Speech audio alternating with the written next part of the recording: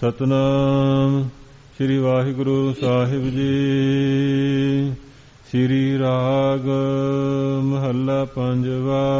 ਸ਼ੰਤ ਇਕ ਓੰਕਾਰ ਸਤਿਗੁਰ ਪ੍ਰਸਾਦਿ। ਮਨ ਪਿਆਰਿਆ ਜੀਓ ਮਿੱਤਰਾ, ਗੋਵਿੰਦ ਨਾਮ ਸਮਾਲੇ। ਵਾਹਿਗੁਰੂ ਜੀ ਕਾ ਖਾਲਸਾ, ਵਾਹਿਗੁਰੂ ਜੀ ਕੀ ਫਤਿਹ। ਪਰਮ ਸਤਿਕਾਰਯੋਗ ਗੁਰੂ ਸਰੂਪ ਗੁਰੂ ਖਾਲਸਾ ਸਾਧ ਸੰਗਤ ਜੀਓ, ਸਤਿਗੁਰਾਂ ਨੇ ਆਪਾਂ ਸਾਰਿਆਂ ਨੂੰ ਲੜੀਵਾਰ ਕਥਾ ਦਾ ਆਨੰਦ ਬਖਸ਼ਿਆ ਹੋਇਆ ਹੈ।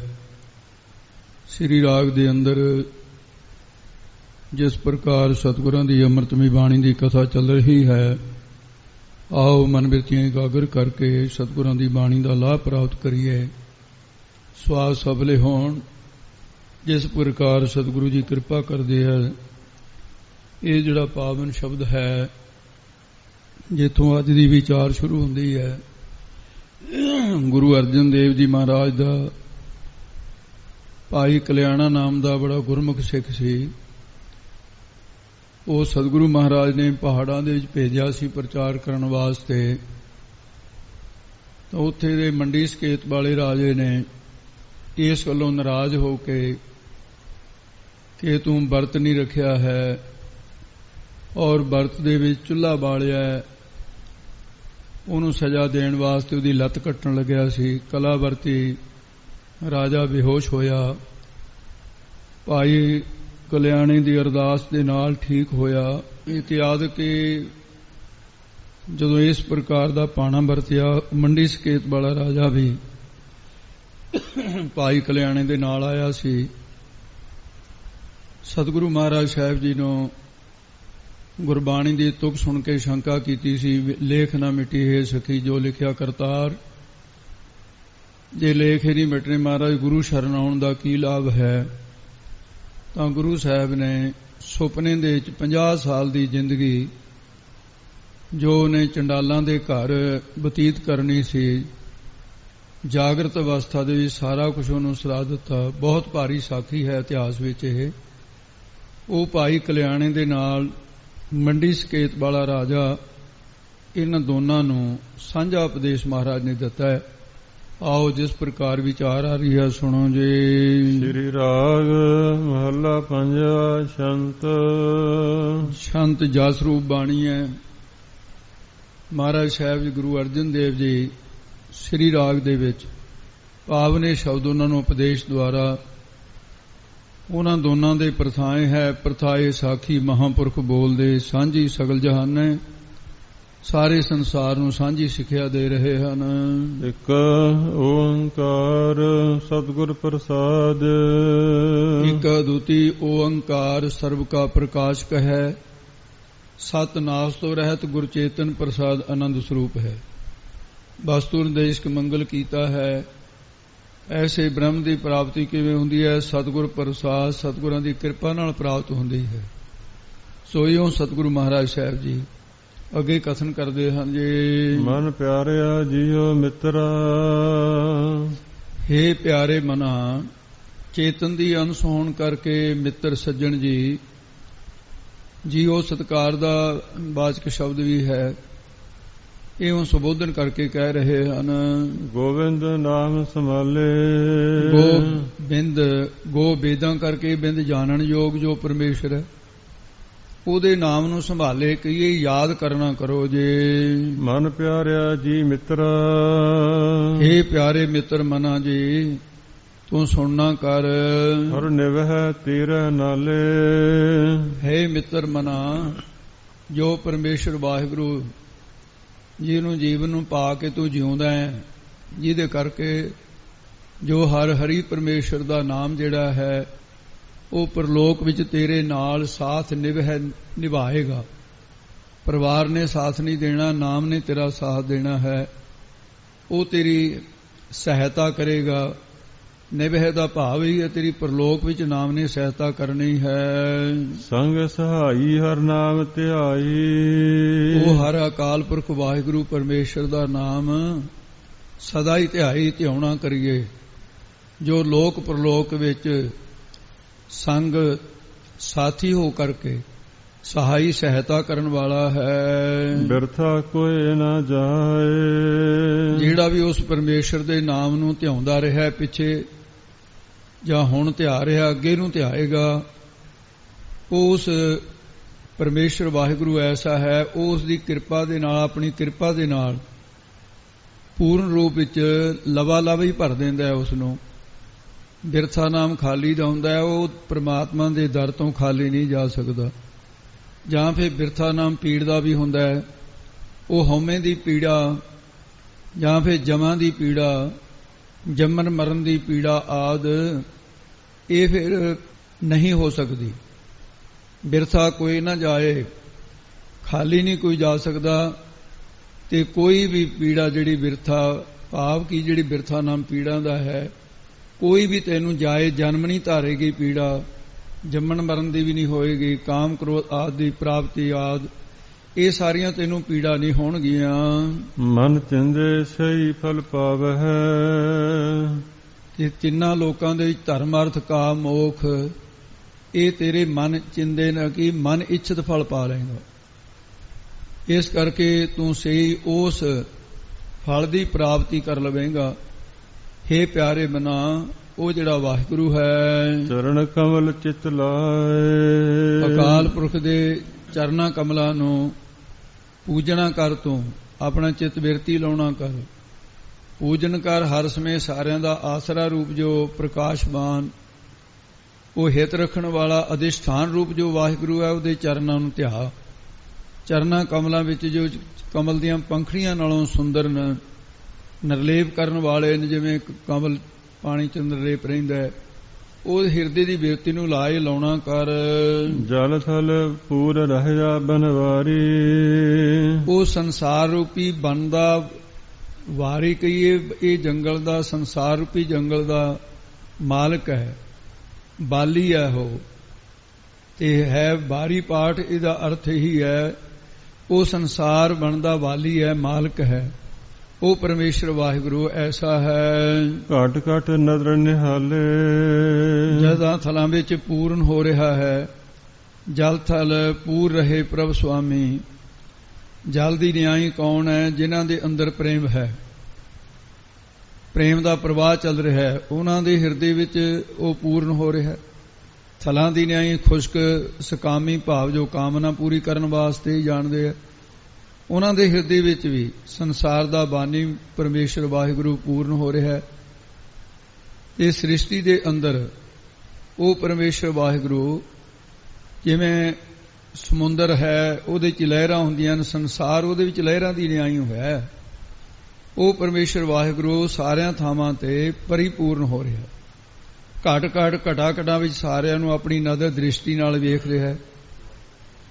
ਜੇਕਰ ਉਹ ਪਰਮੇਸ਼ਰ ਵਾਹਿਗੁਰੂ ਘਟ ਘਟ ਵਾਸੀ ਬੋਲਦੇ ਹੋ ਜੀ, ਘਟ ਘਟ ਨਦਰ ਨਿਹਾਲੇ, ਉਹ ਘਟ ਘਟ ਪਰਮੇਸ਼ਰ ਘਟਾਂ ਘਟਾਂ ਵਿੱਚ ਸਾਰਿਆਂ ਨੂੰ ਆਪਣੀ ਨਜ਼ਰ ਦ੍ਰਿਸ਼ਟੀ ਨਾਲ ਵੇਖ ਰਿਹਾ।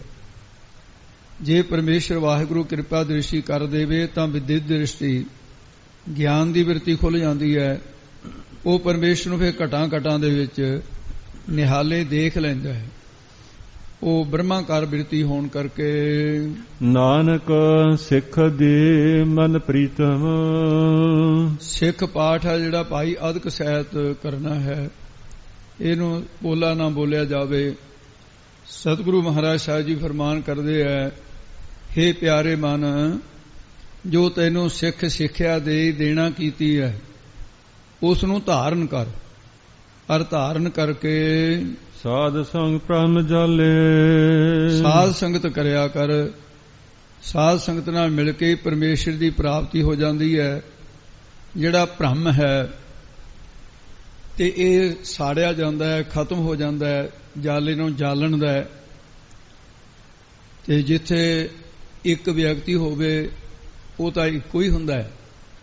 ਜਿੱਥੇ ਇੱਕ ਰੱਬ ਦੇ ਨਾਂ ਦੀ ਗੱਲ ਕਰਨ ਵਾਲਾ ਤੇ ਦੂਜਾ ਸੁਣਨ ਵਾਲਾ ਮਿਲ ਜਾਵੇ, ਉੱਥੋਂ ਵੀ ਸਾਧ ਸੰਗਤ ਸ਼ੁਰੂ ਹੋ ਜਾਂਦੀ ਹੈ।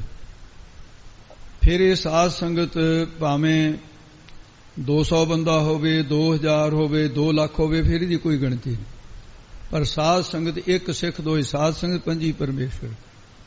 ਤੇ ਇਸ ਕਰਕੇ ਵੀ ਸਾਧ ਸੰਗਤ ਕਰਨ ਦੇ ਨਾਲ ਇਹ ਜਿਹੜਾ ਭਰਮ ਹੈ ਉਹ ਅੰਦਰ ਤੋਂ ਖਤਮ ਹੋ ਜਾਏਗਾ, ਸੜ ਜਾਏਗਾ।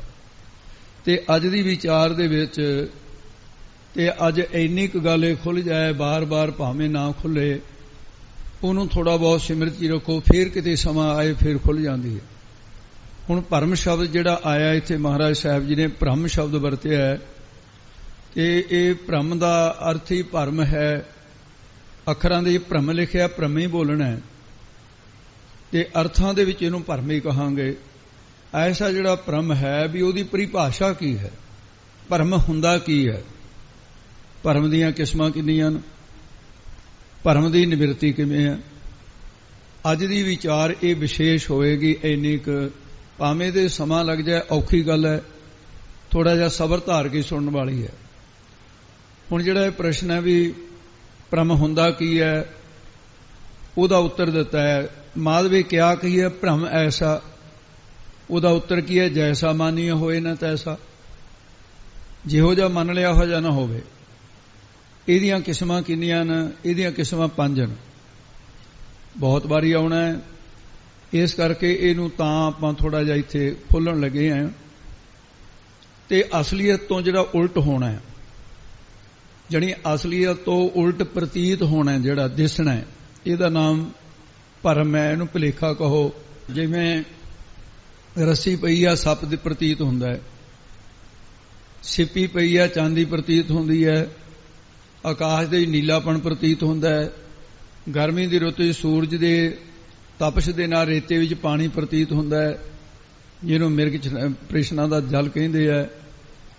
ਮਿਰਗ ਦੀ ਨਾਭੀ ਦੇ ਅੰਦਰ ਮਿਰਗ ਨੂੰ ਕਸਤੂਰੀ ਦਾ ਭਰਮ ਹੁੰਦਾ ਹੈ। ਉਹ ਝਾੜੀਆਂ ਦੇ ਵਿੱਚ ਲੱਭਦਾ ਫਿਰਦਾ ਹੈ। ਉਹਨੂੰ ਇਹ ਪ੍ਰਤੀਤ ਹੁੰਦਾ ਵੀ ਝਾੜੀ ਦੇ ਵਿੱਚ ਖੁਸ਼ਬੂ ਆ ਰਹੀ ਹੈ। ਜਿਉਂ ਕਸਤੂਰੀ ਮਿਰਗ ਨਾ ਜਾਣਾ, ਭਰਮ ਦਾ ਭਰਮ ਭੁਲਾਇਆ। ਇਸ ਕਰਕੇ ਸੇ ਉਜੜ ਭਰਮ ਭਵਾਈ ਹੈ, ਜਿਉਂ ਝਾੜ ਮਿਰਗ ਭਾਲੇ। ਜੈਸੇ ਕੁਰੰਕ ਨਹੀਂ ਪਾਇਓ ਭੇਦ, ਤਨ ਸੁਗੰਧ ਢੂੰਡੈ ਪਰਦੇਸ। ਲੱਭਦਾ ਝਾੜੀਆਂ ਦੇ ਵਿੱਚ। ਇਹਨੂੰ ਭਰਮ ਕਹਿੰਦੇ, ਜਿਹੜਾ ਮਿਰਗ ਨੂੰ ਭ੍ਰਾਂਤੀ ਹੋ ਗਈ। ਇਸ ਕਰਕੇ ਅਸਤ ਪ੍ਰਤੀਤੀ, ਸੱਤਿਆ ਦਾ ਗਿਆਨ ਹੁੰਦਿਆਂ ਹੀ ਨਾਸ ਹੋ ਜਾਏ, ਤੇ ਉਹ ਸਾਧ ਸੰਗੀ ਫਿਰ ਇਹਨੂੰ ਭਰਮ ਹੀ ਕਹਿੰਦੇ ਆ। ਭਰਮ ਦੀਆਂ ਕਿਸਮਾਂ ਕਿੰਨੀਆਂ ਨੇ? 5 ਨੇ ਇਹ। ਭੇਦ ਪਰਮ ਕਰਤਤ, ਪਰਮ ਪੁਨ ਸੰਗ ਪਰਮ ਵਿਕਾਰ, ਬਰਮ ਇਤਰ ਜਗ ਸਤ ਹੈ, ਪੰਚੋ ਭਰਮ ਸੰਸਾਰ। ਸੰਸਾਰ ਦੀ 5 ਪ੍ਰਕਾਰ ਦਾ ਭਰਮ ਹੈ। ਪਹਿਲਾ ਹੈ ਭੇਦ ਭਰਮ। ਭੇਦ ਭਰਮ ਕੀ ਹੈ? ਆਤਮਾ ਜੋ ਚੇਤਨ ਬ੍ਰਹਮ ਦੀ ਸੁੱਧ ਅੰਸ਼ ਹੈ, ਸਦਾ ਹੀ ਭੇਦ ਰਹਿਤ ਹੈ, ਪਰ ਉਸ ਦੇ ਵਿੱਚ ਅਗਿਆਨ ਕਰਕੇ ਜੀਵ ਨੂੰ ਬ੍ਰਹਮ ਨਾਲੋਂ ਭੇਦ ਭਿੰਨਤਾ ਪ੍ਰਤੀਤ ਹੋ ਰਹੀ ਹੈ। ਇਹ ਭੇਦ ਭਰਮ ਹੈ। ਭੇਦ ਭਰਮ ਅੱਗੋਂ ਫਿਰ 5 ਪ੍ਰਕਾਰ ਦਾ ਹੈ। ਜੀਵ ਈਸ਼ ਦਾ ਭੇਦ, ਜੀਵ ਜੀਵ ਦਾ ਭੇਦ, ਜੀਵ ਜੜ ਦਾ ਭੇਦ, ਜੜ ਜੜ ਦਾ ਭੇਦ, ਜੜ ਤੇ ਈਸ਼ਰ ਦਾ ਭੇਦ। ਜੀਵ ਈਸ਼ਰ ਦਾ ਜਿਹੜਾ ਭੇਦ ਆ ਉਹ ਕੀ ਹੈ?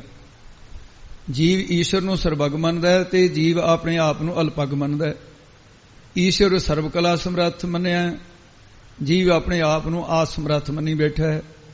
ਜੀਵ ਨੇ ਈਸ਼ਵਰ ਨੂੰ ਸੁਤੰਤਰ ਤੇ ਆਪਣੇ ਆਪ ਨੂੰ ਪਤੰਤਰ ਮੰਨਿਆ ਹੋਇਆ ਜੀਵ ਨੇ। ਇਹ ਸਾਡੀ ਹਾਲਤ ਹੈ। ਜੀਵ ਨੇ ਈਸ਼ਵਰ ਨੂੰ ਕਰਮ ਫਲ ਦੇਣ ਵਾਲਾ ਤੇ ਆਪਣੇ ਆਪ ਨੂੰ ਕਰਮ ਫਲ ਦਾ ਭੋਗਣ ਵਾਲਾ ਇਹ ਮੰਨਿਆ ਹੋਇਆ ਹੈ। ਈਸ਼ਵਰ ਦੇ 6 ਗੁਣ ਧਰਮ ਜਸ ਬੈਰਾਗ ਪੁਨ ਅਸਵਰ ਸ੍ਰੇ ਵਿਗਿਆਨ, ਇਹ ਖਟ ਸਭਾ ਭਗਾਨ ਜੋ ਤਾਹੇ ਕਹਿਤ ਭਗਵਾਨ। ਇਹ ਧਰਮ ਦਾ ਮਾਲਕ, ਜਾਂ ਸੋਭਾ ਹੋਣੀ, ਬੈਰਾਗ, ਨਿਰਲੇਪਤਾ, ਆਸ਼ਵਰਿਆ ਧਨ ਪਦਾਰਥ ਦੀ ਬਹੁਲਤਾ, ਸ੍ਰੇ ਮੁਕਤ, ਵਿਗਿਆਨ ਵਿਸ਼ੇਸ਼ ਕਰਕੇ ਗਿਆਨ, ਅੰਤਰਜਾਮਤਾ। ਇਹ ਖਟ ਕੀ ਹੈ? 6 ਭਗ ਨਾਮ ਚਿੰਨ੍ਹ ਦਾ ਹੁੰਦਾ ਹੈ। 6 ਚਿੰਨ੍ਹਾਂ ਸੰਪੰਨ ਸੰਪੂਰਨ ਹੈ, ਤਾਂ ਹੀ ਉਸ ਨੂੰ ਭਗਵਾਨ ਈਸ਼ਵਰ ਕਿਹਾ ਜਾਂਦਾ ਹੈ। ਈਸ਼ਵਰ ਚ ਮਾਇਆ ਸਬਲ ਦੇ ਕਾਰਨ ਇਹ ਖਟ ਗੁਣ ਮੰਨੇ ਗਏ ਨੇ, ਜਿਹੜੇ ਤੁਸੀਂ ਸੁਣੇ ਆ। ਹੁਣ ਜਿਹੜਾ ਜੀਵ ਆ ਉਤਪਤ ਲੈਤਾ, ਇਹ ਤਾਂ ਪਰਮੇਸ਼ਰ ਦੇ ਵਿੱਚ ਆ ਗਏ ਨਾ, ਤੇ ਉਹਦੇ ਵਿੱਚ ਇਹ ਗੁਣ ਉਤਪਤ ਲੈਤਾ ਪਾਲਣਾ, ਅੰਤਰਜਾਮੀ ਜਾਨ, ਜੀਵ ਗਤਾਗਤ ਕਰਮ ਫਲ, ਖਟ ਗੁਣ ਈਸ ਵਿਖਾਣ। ਇਹ ਉਹਦੇ 6 ਗੁਣ ਨੇ। ਇਸ ਕਰਕੇ ਹੁਣ ਜਿਹੜਾ ਜੀਵ ਹੈ ਅਗਿਆਨ ਦੀ ਉਪਾਧੀ ਕਰਕੇ ਇਹਦੇ 6 ਵਿਕਾਰ ਨੇ ਸਾਡੇ ਚ। ਉਹ ਕੀ ਹੈ? ਛੁਦਾ ਪਿਪਾਸਾ, ਸੋਗ ਪੁਨ, ਹਰਖ ਜਨਮ ਔਰ ਅੰਤ, ਇਹ ਖਟ ਉਰਮੀ ਧਰਮ ਤਨ ਆਤਮ ਰਹਿਤ ਅਨੰਤ। ਵਿਚਾਰਮਾਲਾ 'ਚ ਲਿਖਿਆ ਸਰੀਰ ਦਾ ਜੰਮਣਾ ਤੇ ਮਰਨਾ, ਇਹ ਸਰੀਰ ਦਾ ਧਰਮ, ਭੁੱਖ ਪਿਆਸ ਪ੍ਰਾਣਾਂ ਦਾ ਧਰਮ, ਹਰਖ ਸੋਗ ਮਨ ਦਾ ਧਰਮ, ਇਹ 6 ਵਿਕਾਰ ਤਿੰਨਾਂ ਦੇਹਾਂ ਦੇ ਵਿੱਚ ਅਗਿਆਨ ਕਰਕੇ ਆਤਮਾ ਵਿੱਚ ਮੰਨਦਾ ਹੈ। ਜੀਵ ਈਸ਼ ਦਾ ਭੇਦ ਅਵਿਦਿਆ ਦੀ ਉਪਾਧੀ ਕਰਕੇ ਦ੍ਰਿਸ਼ਟੀ ਆ ਰਿਹਾ, ਪ੍ਰਤੀਤ ਹੋ ਰਿਹਾ। ਜੀਵ ਦਾ ਭੇਦ ਇਹ ਹੈ, ਜੀਵ ਜੰਤ ਵੀ ਇਹ ਜੀਵ ਜੰਤ ਕੀੜੇ ਮਕੌੜੇ ਮੈਂ ਮਨੁੱਖਾਂ, ਇਹ ਜੀਵ ਦਾ ਭੇਦ ਹੋ ਗਿਆ। ਜੀਵ ਜੜ ਦਾ ਭੇਦ ਕੀ ਹੈ? ਜੀਵ ਨੇ ਆਪਣੇ ਆਪ ਨੂੰ ਪ੍ਰਾਣਾ ਤਾਰੀ ਤੇ ਜੜ ਵਸਤੂ ਨਿਰਜਿੰਦ, ਇਹ ਜੜ ਜਿਵੇਂ ਪੱਥਰ ਹੈ, ਦਰਖਤ ਆਦਿ ਹਨ। ਜੜ ਦਾ ਭੇਦ, ਜੜ ਪਦਾਰਥ ਜਿਵੇਂ ਧਰਤੀ ਦੇ ਬਿਰਸ਼, ਧਰਤੀ, ਪਾਣੀ, ਅਗਨੀ, ਆਕਾਸ਼ ਆਦਿਕ, ਇਹ ਜੜਨ, ਪਰ ਕਿਸੇ ਤਮੋ ਗੁਣ ਦੀ ਤੇ ਕਿਸੇ ਸਤੋ ਗੁਣ ਦੀ ਬਹੁਲਤਾ ਹੈ। ਈਸ਼ਵਰ ਤੇ ਜੜ ਦਾ ਭੇਦ, ਈਸ਼ਵਰ ਨੇ ਮਾਇਆ ਨੂੰ ਆਪਣੇ ਅਧੀਨ ਕੀਤਾ ਹੋਇਆ, ਮਾਇਆ ਦੇ ਗੁਣ, ਉਹ ਗੁਣਾ ਕਰਕੇ ਈਸ਼ਵਰ ਨਾਲੋਂ ਜੜ ਪਦਾਰਥ ਵੱਖਰਾ ਪ੍ਰਤੀਤ ਹੋ ਰਿਹਾ। ਕਰਤੱਵ ਭਰਮ, ਇਹ ਹੁਣ ਦੂਸਰਾ ਚੱਲਿਆ। ਇਹ ਜਿਹੜਾ ਭੇਦ ਭਰਮ ਸੀ ਇਹ ਖੁੱਲਿਆ ਹੁਣ ਤੱਕ। ਜਿਹੜੀ ਭਰਮ ਕੀ ਹੁੰਦਾ ਹੈ ਇਹਦਾ ਮਤਲਬ ਹੈ ਕਰਤੱਵ ਭਰਮ ਕੀ ਹੈ? ਆਤਮਾ ਜੋ ਸਦਾ ਹੀ ਕਰਤਾ ਭੋਗਤਾ ਆਦਿਕ ਧਰਮਾਂ ਤੋਂ ਰਹਿਤ ਹੈ, ਪਰ ਅਗਿਆਨ ਕਰਕੇ ਆਤਮਾ ਵਿੱਚ ਕਰਤਾ ਭੋਗਤਾ ਦੀ ਪ੍ਰਤੀਤੀ ਹੋ ਰਹੀ ਹੈ। ਪਰਮੇਸ਼ਰ ਤੇ ਦੋਸ਼ ਲਾਉਣਾ ਕਿ ਸਾਥੋਂ ਪਾਪ ਪੁੰਨ ਉਹੀ ਕਰਾ ਰਿਹਾ ਹੈ, ਸਾਡੇ ਕੀ ਬਸ ਹੈ, ਇਹਨੂੰ ਕਰਤੱਵ ਭਰਮ ਕਹਿੰਦੇ ਨੇ। ਇਹ ਵੀ ਭਰਮ ਹੈ, ਕਿਸਮ ਹੈ ਭਰਮ ਦੀ। ਤੀਸਰੀ ਕਿਸਮ ਹੈ ਸੰਗ ਭਰਮ। ਆਤਮਾ ਜੋ ਤਿੰਨਾਂ ਦੇਹਾਂ ਤੋਂ ਪੰਜੇ ਕੋਸ਼ਾਂ ਤੋਂ ਸਦਾ ਹੀ ਪਰੇ ਹੈ, ਅਸੰਗ ਹੈ, ਤੇ ਇਸ ਵਿੱਚ ਦੇਹ ਆਤਮਾ, ਉਹਦੇ ਵਿੱਚ ਉਹਦੀ ਸੰਗ ਦੀ ਪ੍ਰਤੀਤੀ ਹੋਣੀ, ਦੇਹ ਦੇ ਵਿੱਚ ਆਤਮਾ ਦੀ ਪ੍ਰਤੀ, ਦੇਹ ਧਰਮ ਨੂੰ ਆਪਣਾ ਆਤਮਾ ਧਰਮ ਹੀ ਮੰਨ ਲੈਣਾ। ਮੈਂ ਬ੍ਰਾਹਮਣ ਹਾਂ, ਮੈਂ ਖੱਤਰੀ ਹਾਂ, ਕਾਲਾ ਹਾਂ, ਚਿੱਟਾ ਹਾਂ, ਸੰਨਿਆਸੀ ਹਾਂ, ਗ੍ਰਸਤੀ ਹਾਂ, ਜੰਮਦਾ ਹਾਂ, ਮਰਦਾ ਹਾਂ, ਇਹ ਭੇਦ, ਇਹ ਸੰਗ ਭਰਮ ਹੈ। ਵਿਕਾਰ ਭਰਮ, ਜੀਵ ਜੋ ਬ੍ਰਹਮ ਦੀ ਸੁੱਧ ਅੰਸ਼ ਹੈ, ਉਸ ਅਗਿਆਨ ਕਰਕੇ ਵਿਕਾਰ ਭਾਵ ਬਦਲਣ ਵਾਲਾ ਤੇ ਹੋਰ ਦੀ ਹੋਰ ਸ਼ਕਲ ਹੋ ਜਾਣ ਵਾਲਾ ਦੇਹ ਆਦਿਕਾਂ ਦਾ ਧਰਮ ਹੈ। ਅਗਿਆਨ ਕਰਕੇ ਆਤਮਾ ਵਿੱਚ ਵਿਕਾਰੀ ਭਾਵ ਬਦਲਣ ਵਾਲਾ ਮਨ ਬੈਠਾ ਹੈ। ਜਗਤ ਬ੍ਰਹਮ ਦਾ ਵਿਕਾਰ ਹੈ, ਇਸ ਨੂੰ ਵਿਕਾਰ ਭਰਮ ਕਹਿੰਦੇ ਨੇ। ਐਸਾ ਹੋਣਾ ਬ੍ਰਹਮ ਇਤਰ ਜਗ ਸਤ ਹੈ। ਅਗਿਆਨ ਕਰਕੇ ਜੀਵ ਦੀ ਜਗਤ ਵਿੱਚ ਬ੍ਰਹਮ ਤੋਂ ਇਤਰ ਭਿੰਨ ਮੰਨ ਕੇ ਸੱਤਿਆ ਬੁੱਧ ਹੋ ਰਹੀ ਹੈ। ਭਾਵ ਕਿ ਇਹ ਸੰਸਾਰ ਸੱਚਾ ਪ੍ਰਤੀਤ ਹੋ ਰਿਹਾ ਹੈ। ਇਹ ਪੰਜਵਾਂ ਭਰਮ ਹੈ, 5 ਪ੍ਰਕਾਰ ਦਾ ਭਰਮ ਹੈ। ਭੇਦ ਭਰਮ, ਕਰਤੱਵ ਭਰਮ, ਪੁਨਸੰਗ ਭਰਮ, ਵਿਕਾਰ, ਬ੍ਰਹਮ ਇਤਰ ਜਗ ਸਤ ਹੈ, ਪੰਜੋ ਭਰਮ ਸੰਸਾਰ। ਇਹ ਤਾਂ ਸੀ ਦੀਆਂ ਕਿਸਮਾਂ। ਹੁਣ ਗੱਲ ਇਹ ਹੈ ਵੀ ਇੱਕ ਤਾਂ ਹੁੰਦਾ ਹੈ ਵੀ ਦੁਸ਼ਮਣ ਦਾ ਪਤਾ ਲੱਗ ਜਾਵੇ। ਪਹਿਲਾਂ ਦੁਸ਼ਮਣ ਦਾ ਪਤਾ ਲੱਗਣ ਤੋਂ, ਟਿਕਾਣਾ ਇਹਦਾ ਪਤਾ ਲੱਗਣ ਤੋਂ, ਉਹਦਾ ਭੇਤ ਪੈਣ ਤੋਂ ਫੇਰ ਹੁੰਦੀ ਆ ਵੀ ਉਹਨੂੰ ਮਾਰਨਾ ਹੈ। ਇੱਕ ਹੁੰਦੇ ਹੁਣ ਭਰਮ ਦੀ ਤਾਂ ਗੱਲ ਇਹ ਸਮਝ ਆ ਗਈ ਵੀ ਭਰਮ ਇੰਨੀ ਕਿਸਮ ਦਾ ਹੁੰਦਾ ਹੈ। ਭਰਮ ਇਹਨੂੰ ਕਹਿੰਦੇ ਨੇ ਜੋ ਅਸਲੀਅਤ ਤੋਂ ਉਲਟ ਜਿਹੜਾ ਗਿਆਨ ਹੋ ਜਾਣਾ। ਅਸਲੀਅਤ ਕੁਝ ਹੋਰ ਹੈ, ਭਾਸਦਾ ਕੁਝ ਹੋਰ ਹੈ। ਇਹ ਭਰਮ ਦੀ ਗੱਲ ਵਾਰ-ਵਾਰ ਆਉਣੀ ਹੈ ਗੁਰਬਾਣੀ 'ਚ। ਤੇ ਫਿਰ ਇਹਦੀ ਨਿਵਰਤੀ ਹੈ। ਹੁਣ ਇਹਦੀ ਨਿਵਰਤੀ ਕਿਵੇਂ ਹੈ? 5 ਪ੍ਰਕਾਰ ਦੇ ਭਰਮ ਦੀ ਨਿਵਰਤੀ ਵਾਸਤੇ ਸ਼ਾਸਤਰਾਂ ਦਾ ਜਿਹੜਾ ਵਿਧਾਨ ਹੈ ਉਹ ਜੁਗਤੀਆਂ ਨੇ। ਜੁਗਤੀ ਕਿਹੜੀ ਹੈ? ਬਿੰਬ ਪ੍ਰਤਿਬਿੰਬ ਲੋਹਤ ਸਪਟਕ, ਘਟਾ ਆਕਾਸ਼ ਗੁਣ ਮਾਰ, ਕਨਕ ਕੁੰਡਲ ਦ੍ਰਿਸ਼ਟਾਂਤ ਦੇ, ਪੰਚੋਂ ਭਰਮ ਨਿਵਾਰ। ਇਹ ਪੰਜਾਂ ਨੂੰ ਨਿਵਾਰ ਕਰ ਦੇਗੀ। ਭੇਦ ਭਰਮ ਦੀ ਨਿਵਰਤੀ ਕਿਵੇਂ ਹੋਏਗੀ? ਬਿੰਬ ਪ੍ਰਤਿਬਿੰਬ, ਇੱਕ ਬਿੰਬ ਹੁੰਦਾ ਹੈ, ਦੂਸਰਾ ਪ੍ਰਤੀਬਿੰਬ ਹੈ। ਬਿੰਬ ਕੀ ਹੈ? ਬਿੰਬ ਰੂਪ ਸੂਰਜ ਹੈ। ਹਜ਼ਾਰਾਂ ਘੜੇ ਪਾਣੀ ਦੇ ਭਰੇ ਹੋਣ, ਸਾਰਿਆਂ 'ਚ ਸੂਰਜ ਦੇਖੂ, ਭਾਵੇਂ ਲੱਖਾਂ ਹੋਣ, ਕਰੋੜਾਂ ਹੋਣ, ਸੂਰਜ ਇੱਕ ਹੈ, ਭਾਸਦਾ ਲੱਖਾਂ ਕਰੋੜਾਂ ਦੇ ਵਿੱਚ ਹੈ। ਜੇ ਕਹੀ ਉਹਦੇ 'ਚ ਹੈ ਨਹੀਂ ਤਾਂ ਦਿਸ ਰਿਹਾ ਉਹਦੇ ਵਿੱਚ ਹੈ। ਘੜਾ ਪੰਨਦੀ ਹੈ, ਸੂਰਜ ਨੂੰ ਕੁਝ ਨਹੀਂ ਹੁੰਦਾ, ਉਹ ਤਾਂ ਨਿਰਲੇਪ ਹੈ। ਇਹਦੇ 'ਚ ਪ੍ਰਤੀਬਿੰਬ ਵੱਖਰਾ ਭਾਸਦਾ ਜਿਹੜਾ, ਪਰ ਸੂਰਜ ਅਸੰਗ ਹੈ। ਪ੍ਰਤੀਬਿੰਬ ਘੜੇ ਤੇ ਪਾਣੀ ਦੀ ਉਪਾਧੀ ਕਰਕੇ ਆ। ਪਾਣੀ ਡੋਲ ਦੋ ਤਾਂ ਵੀ ਹਟ ਜਾਊਗਾ, ਘੜਾ ਭੰਨ ਦਿਓ ਤਾਂ ਵੀ ਗਿਆ। ਘੜੇ ਨੂੰ ਡੰਡਾ ਮਾਰ ਕੇ ਭੰਨ ਦਈਏ, ਪ੍ਰਤੀਬਿੰਬ ਬਿੰਬ ਰੂਪ ਉਹ ਸੂਰਜ, ਉਹਦੇ ਵਿੱਚ ਇਹ ਭੇਦ ਹੈ। ਇਸੇ ਤਰ੍ਹਾਂ ਮਾਇਆ ਦੀ ਉਪਾਧੀ ਕਰਕੇ ਬ੍ਰਹਮ ਉਹ ਬਿੰਬ ਰੂਪ ਹੈ। ਮਾਇਆ ਦੀ ਸਤੋ ਵੀ ਅੰਸ਼ ਵਿੱਚ ਜਦੋਂ ਦਾ ਪ੍ਰਤੀਬਿੰਬ ਪੈਂਦਾ ਉਹ ਈਸ਼ਵਰ ਰੂਪ ਬਣ ਗਿਆ, ਪ੍ਰਤੀਬਿੰਬ ਦਿਸਦਾ। ਜਿਹੜੀ ਮਲਮ ਸਤੋ ਵੀ ਅੰਸ਼ ਹੈ, ਉਹਦੇ ਜਿਹੜਾ ਪ੍ਰਤੀਬਿੰਬ ਬ੍ਰਹਮ ਦਾ ਪੈਂਦਾ ਉਹ ਜੀਵ ਰੂਪ ਹੋ ਕੇ ਭਾਸਦਾ। ਇਸ ਕਰਕੇ ਸੁੱਧ ਅਤੇ ਮਲਣ ਮਾਇਆ ਦੀ ਅੰਸ਼ ਦਾ ਫਰਕ ਹੈ। ਅੰਤःਕਰਨ ਕੀ ਹੈ? ਘੜੇ ਦੀ ਨਿਆਈ ਹੈ। ਗਿਆਨ ਰੂਪ ਡੰਡਾ ਲੈ ਕੇ ਭੰਨ ਦਈਏ ਬ੍ਰਹਮ ਰੂਪੀ ਬਿੰਬ ਦਾ ਜੀਵ ਰੂਪ ਪ੍ਰਤੀਬਿੰਬ। ਇਹ ਜਿਹੜਾ ਸੂਰਜ ਦੀ ਨਿਆਈ ਉਹਦੇ 'ਚ ਮਿਲ ਜਾਂਦਾ ਹੈ, ਉਹਦਾ ਪ੍ਰਮਾਣ ਹੈ ਗੁਰਬਾਣੀ 'ਚ। ਜਿਉ ਪ੍ਰਤਿਬਿੰਬ ਬਿੰਬ ਕੋ ਮਿਲੀ ਹੈ ਉਦ ਕੁਕੁੰਭ ਬਿਗਰਾਨਾ। ਕਹੋ ਕਬੀਰ ਐਸਾ ਗੁਣ ਭ੍ਰਮ ਭਾਗਾ ਤਉ ਮਨ ਸੁਨ ਸਮਾਨਾ। ਅਸਲ ਦੇ ਵਿੱਚ ਆਤਮ ਹੈ ਰਾਮ, ਰਾਮ ਹੈ ਆਤਮ, ਚੀਨਸ ਗੁਰ ਵਿਚਾਰਾ। ਇਹ ਸਾਰਾ ਕੁਝ ਜਿਹੜਾ ਗੁਰਬਾਣੀ ਦੇ ਗਿਆਨ ਰੂਪ ਬਚਨਾਂ ਅਨੁਸਾਰ ਜੀਵ ਅਤੇ ਬ੍ਰਹਮ ਦੇ ਭੇਦ ਨੂੰ ਮਿਥਿਆ ਜਾਣ ਕਰਕੇ ਅਭੇਦ ਨਿਸ਼ਚੈ ਕਰਨ। ਇਹ ਤਰੀਕੇ ਨਾਲ ਭੇਦ ਨੂੰ ਨਾਸ਼ ਕਰ ਸਕਦੇ ਹਾਂ ਅਸੀਂ। ਦੂਸਰਾ ਦ੍ਰਿਸ਼ਟਾਂਤ ਹੈ, ਜਿਵੇਂ ਸ਼ੀਸ਼ੇ ਦੀ ਉਪਾਧੀ ਕਰਕੇ ਸਾਡਾ ਚਿਹਰਾ ਸ਼ੀਸ਼ੇ ਦੇ ਵਿੱਚ ਨੂੰ ਦਿਸਦਾ ਹੈ, ਉਹ ਪ੍ਰਤੀਬਿੰਬ ਆਪਣੇ ਚਿਹਰੇ ਨਾਲੋਂ ਵੱਖਰਾ ਨਹੀਂ ਹੈ। ਸ਼ੀਸ਼ੇ ਦੇ ਪਾਸੇ ਕਰਨ ਦੇ ਨਾਲ ਉਹ ਪਰਛਾਵਾਂ ਪ੍ਰਤੀਬਿੰਬ ਦਿਸਣ ਤੇ ਹਟ ਜਾਂਦਾ ਹੈ। ਇਸੇ ਤਰ੍ਹਾਂ ਉਹ ਅਲੱਗ ਦਿਸਦਾ ਹੈ, ਸ਼ੀਸ਼ੇ ਕਰਕੇ ਦਿਸਦਾ ਹੈ। ਜੋ ਭਰਮ ਰੂਪ ਹੈ ਉਹ ਪ੍ਰਤੀਬਿੰਬ ਦਾ ਵੱਖਰਾ ਪ੍ਰਤੀਤ ਹੋਣਾ ਮਿਥਿਆ ਰੂਪ ਸੀ। ਉਹ ਮਿਥਿਆ ਰੂਪ ਦਾ ਨਾਸ਼ ਕਰਕੇ ਬਿੰਬ ਪ੍ਰਤੀਬਿੰਬ ਦਾ ਨਿਸ਼ਚੈ ਹੋ ਜਾਣਾ। ਇਸ ਢੰਗ ਦੇ ਨਾਲ ਅਗਿਆਨ ਸਹਿਤ ਅੰਤਸ਼ ਕਰਨ ਇਹ ਸ਼ੀਸ਼ੇ ਦੀ ਨਿਆਈ ਹੈ। ਬਿੰਬ ਰੂਪ ਬ੍ਰਹਮ ਦਾ ਪ੍ਰਤੀਬਿੰਬ ਰੂਪ ਜੀਵ ਪ੍ਰਤੀਤ ਹੋ ਰਿਹਾ। ਇਸੇ ਕਰਕੇ ਪ੍ਰਤੀਬਿੰਬ ਨੂੰ ਜੀਵ ਬਿੰਬ ਰੂਪ ਬ੍ਰਹਮ ਦੇ ਨਾਲੋਂ ਉਹ ਅਲੱਗ ਨਹੀਂ ਹੈ, ਉਹਦਾ ਵੱਖਰਾਪਣ ਭਰਮ ਕਰਕੇ ਪ੍ਰਤੀਤ ਹੁੰਦਾ ਹੈ। ਇਸ ਕਰਕੇ ਉਹਦੇ ਪ੍ਰਮਾਣ ਐਸੋ ਰਾਮ ਰਾਏ ਅੰਤਰਜਾਮੀ ਜੈਸੇ ਦਰਪਨ ਮਾਹੇ ਬਦਨ ਪਰਵਾਨੀ। ਇਹ ਗੁਰਬਾਣੀ ਦੇ ਭੇਦ ਨੇ। ਇਹ ਜਿਹੜੇ ਲੋਕ ਕਹਿੰਦੇ ਜੀ ਵਿਦਾਂਤ ਪੜ੍ਹਨ ਦੀ ਕੀ ਲੋੜ ਹੈ, ਆਹ ਭੇਦ ਦੱਸਣ ਕਿਵੇਂ ਖੁੱਲਣਗੇ ਜਿਹੜੇ ਗੁਰਬਾਣੀ ਦੀਆਂ ਤੁਕਾਂ ਅਨੁਸਾਰ। ਉਹ ਉਪਮਾ ਜਿਉਂ ਬਾਸ ਵਸਤ ਹੈ ਮੁਕਰ। ਮੁਕਰ ਕੀ ਕਹਿੰਦੇ? ਸ਼ੀਸ਼ੇ ਨੂੰ ਕਹਿੰਦੇ। ਮੁਕਰ ਮਾਹੇ ਜੈਸੇ ਛਾਈ ਤੈਸੇ ਹੀ ਹਰ ਬਸੈ ਨਿਰੰਤਰ ਘਾਟੀ ਖੋਜੋ ਪਾਈ। ਦੂਜਾ ਹੈ ਕਰਤੱਵ ਭਰਮ। ਉਹਦੀ ਨਿਵਰਤੀ ਕਿਵੇਂ ਹੈ?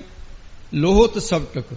ਲੋਹਤ ਲਾਲ ਰੰਗ, ਲਾਲ ਰੰਗ ਦਾ ਫੁੱਲ, ਸਪਟਕ ਬਲੌਰ ਚਿੱਟੇ ਰੰਗ ਦੀ ਬਣੀ, ਜਿਹਦਾ ਪ੍ਰਕਾਸ਼ ਚਿੱਟੇ ਰੰਗ ਦੀ ਬਣੀ ਬਲੌਰ ਦੇ ਕੋਲ ਕਰ ਦਿਓ, ਉਹ ਫੁੱਲ ਧਰਦੀ ਹੈ, ਉਹਦੇ 'ਚ ਉਹਦਾ ਰੰਗ ਉਹਦੇ ਵਿੱਚ ਪ੍ਰਤੀਤ ਹੋਣ ਲੱਗ ਜਾਂਦਾ ਹੈ। ਬਲੌਰ ਦੇ ਵਿੱਚ ਤਾਂ ਰੰਗ ਨਹੀਂ ਹੈ, ਉਹ ਫੁੱਲ ਪਰੇ ਹਟਦੀ ਹੈ, ਚਿੱਟੀ ਦੀ ਚਿੱਟੀ ਆ। ਉਹ ਲਾਲ ਰੰਗ ਦਾ ਫੁੱਲ ਜਿਹੜਾ ਹੈ ਉਹ ਪਰੇ ਕਰਨ ਦੇ ਨਾਲ ਮਣੀ ਵਿੱਚ ਲਾਲ ਰੰਗ ਨਹੀਂ ਭਾਸਦਾ। ਫਿਰ ਇਹ ਲਾਲ ਰੰਗ ਦੀ ਮਣੀ ਦਾ ਧਰਮ ਨਹੀਂ ਹੈ, ਭਰਮ ਕਰਕੇ ਮਣੀ 'ਚ ਪ੍ਰਤੀਤ ਹੁੰਦਾ ਹੈ। ਇਸੇ ਕਰਕੇ ਅੰਤਸ਼ ਕਰਨ ਦਾ ਧਰਮ ਜੋ ਕਰਤਾ ਭੋਗਤਾਪਣਾ ਹੈ, ਸੋ ਸੁਧ ਆਤਮਾ ਵਿਖੇ ਕਲਪ ਤਦਾਤਮ ਸੰਬੰਧ ਕਰਕੇ ਜਿਹੜਾ ਫੁੱਲ ਦਾ ਉਹਦੇ ਪ੍ਰਤੀਤ ਹੋਣਾ ਕਲਪ ਤਦਾਤਮ ਸੰਬੰਧ ਹੈ, ਉੱਥੇ ਬਲੌਰ ਦੇ ਨਾਲ ਪ੍ਰਤੀਤੀ ਮਾਤਰ ਹੈ। ਪਰ ਉਹ ਅੰਤਸ਼ ਕਰਨ ਦਾ ਧਰਮ, ਉਹ ਅੰਤਸ਼ ਕਰਨ ਦਾ ਧਰਮ ਹੈ ਜਿਵੇਂ ਕਿ ਸੁਕੋਪਤੀ ਅਵਸਥਾ ਹੈ। ਅੰਤਸ਼ ਕਰਨ ਦੇ ਆਤਮਾ ਦਾ ਵਿਯੋਗ ਹੋਣ ਕਰਕੇ ਆਤਮਾ ਵਿੱਚ ਭਾਸਦਾ ਨਹੀਂ ਉੱਥੇ ਕੁਝ ਵੀ। ਇਸ ਕਰਕੇ ਆਤਮਾ ਦਾ ਧਰਮ ਨਹੀਂ ਹੈ, ਪਰ ਆਤਮਾ ਵਿਖੇ ਕਰਤਾ ਭੋਗਤਾ ਦਾ ਭਰਮ ਕਰਕੇ ਪ੍ਰਤੀਤ ਹੁੰਦਾ ਹੈ। ਇਸ ਲਈ ਇਹ ਰੀਤ ਨਾਲ ਸਫਟਕ ਮਣੀ ਵਿੱਚ ਲਾਲ ਰੰਗ ਦੀ ਪ੍ਰਤੀਤੀ ਦੇ ਦ੍ਰਿਸ਼ਟਾਂਤ ਦੁਆਰਾ ਕਰਤਾ ਭੋਗਤਾਪਣੇ ਦੀ ਨਿਵਰਤੀ ਹੋ ਜਾਂਦੀ ਹੈ।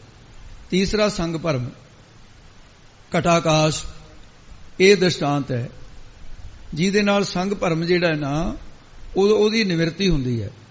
ਜਿਵੇਂ ਘੁਮਿਆਰ ਹੈ, ਅਨੇਕਾਂ ਭਾਂਡੇ ਬਣਾਉਂਦਾ ਹੈ। ਘੁਮਿਆਰ ਨੇ ਘੜਾ ਬਣਾਉਣ ਸਮੇਂ ਜਿਹੜਾ ਆਕਾਸ਼ ਹੈ ਉਹਨੇ ਚੱਕ ਕੇ ਤਾਂ ਨਹੀਂ ਉਹਦੇ ਵਿੱਚ ਪਾਇਆ ਘੜੇ ਦੇ, ਘੜਾ ਬਣਾਇਆ, ਆਕਾਸ਼ ਤਾਂ ਨਹੀਂ ਬਣਾਇਆ ਘੁਮਿਆਰ ਨੇ। ਤੇ ਆਕਾਸ਼ ਘੜੇ ਦੇ ਵਿੱਚ ਉਹ ਜਿਹੜਾ ਪੈ ਰਿਹਾ ਹੈ, ਘੜੇ ਦੇ ਨਾਲ ਆਕਾਸ਼ ਨਹੀਂ ਬਣਿਆ। ਘੜਾ ਭੰਨਦੀ ਆਕਾਸ਼ ਟੁੱਟਦਾ ਨਹੀਂ। ਘੜਾ ਬਣਨ ਦੇ ਨਾਲ ਘੜੇ ਵਿੱਚ ਪੈਣ ਵਾਲੇ ਆਕਾਸ਼ ਨੂੰ ਕੀ ਕਿਹਾ ਜਾਂਦਾ? ਘਟਾਕਾਸ਼।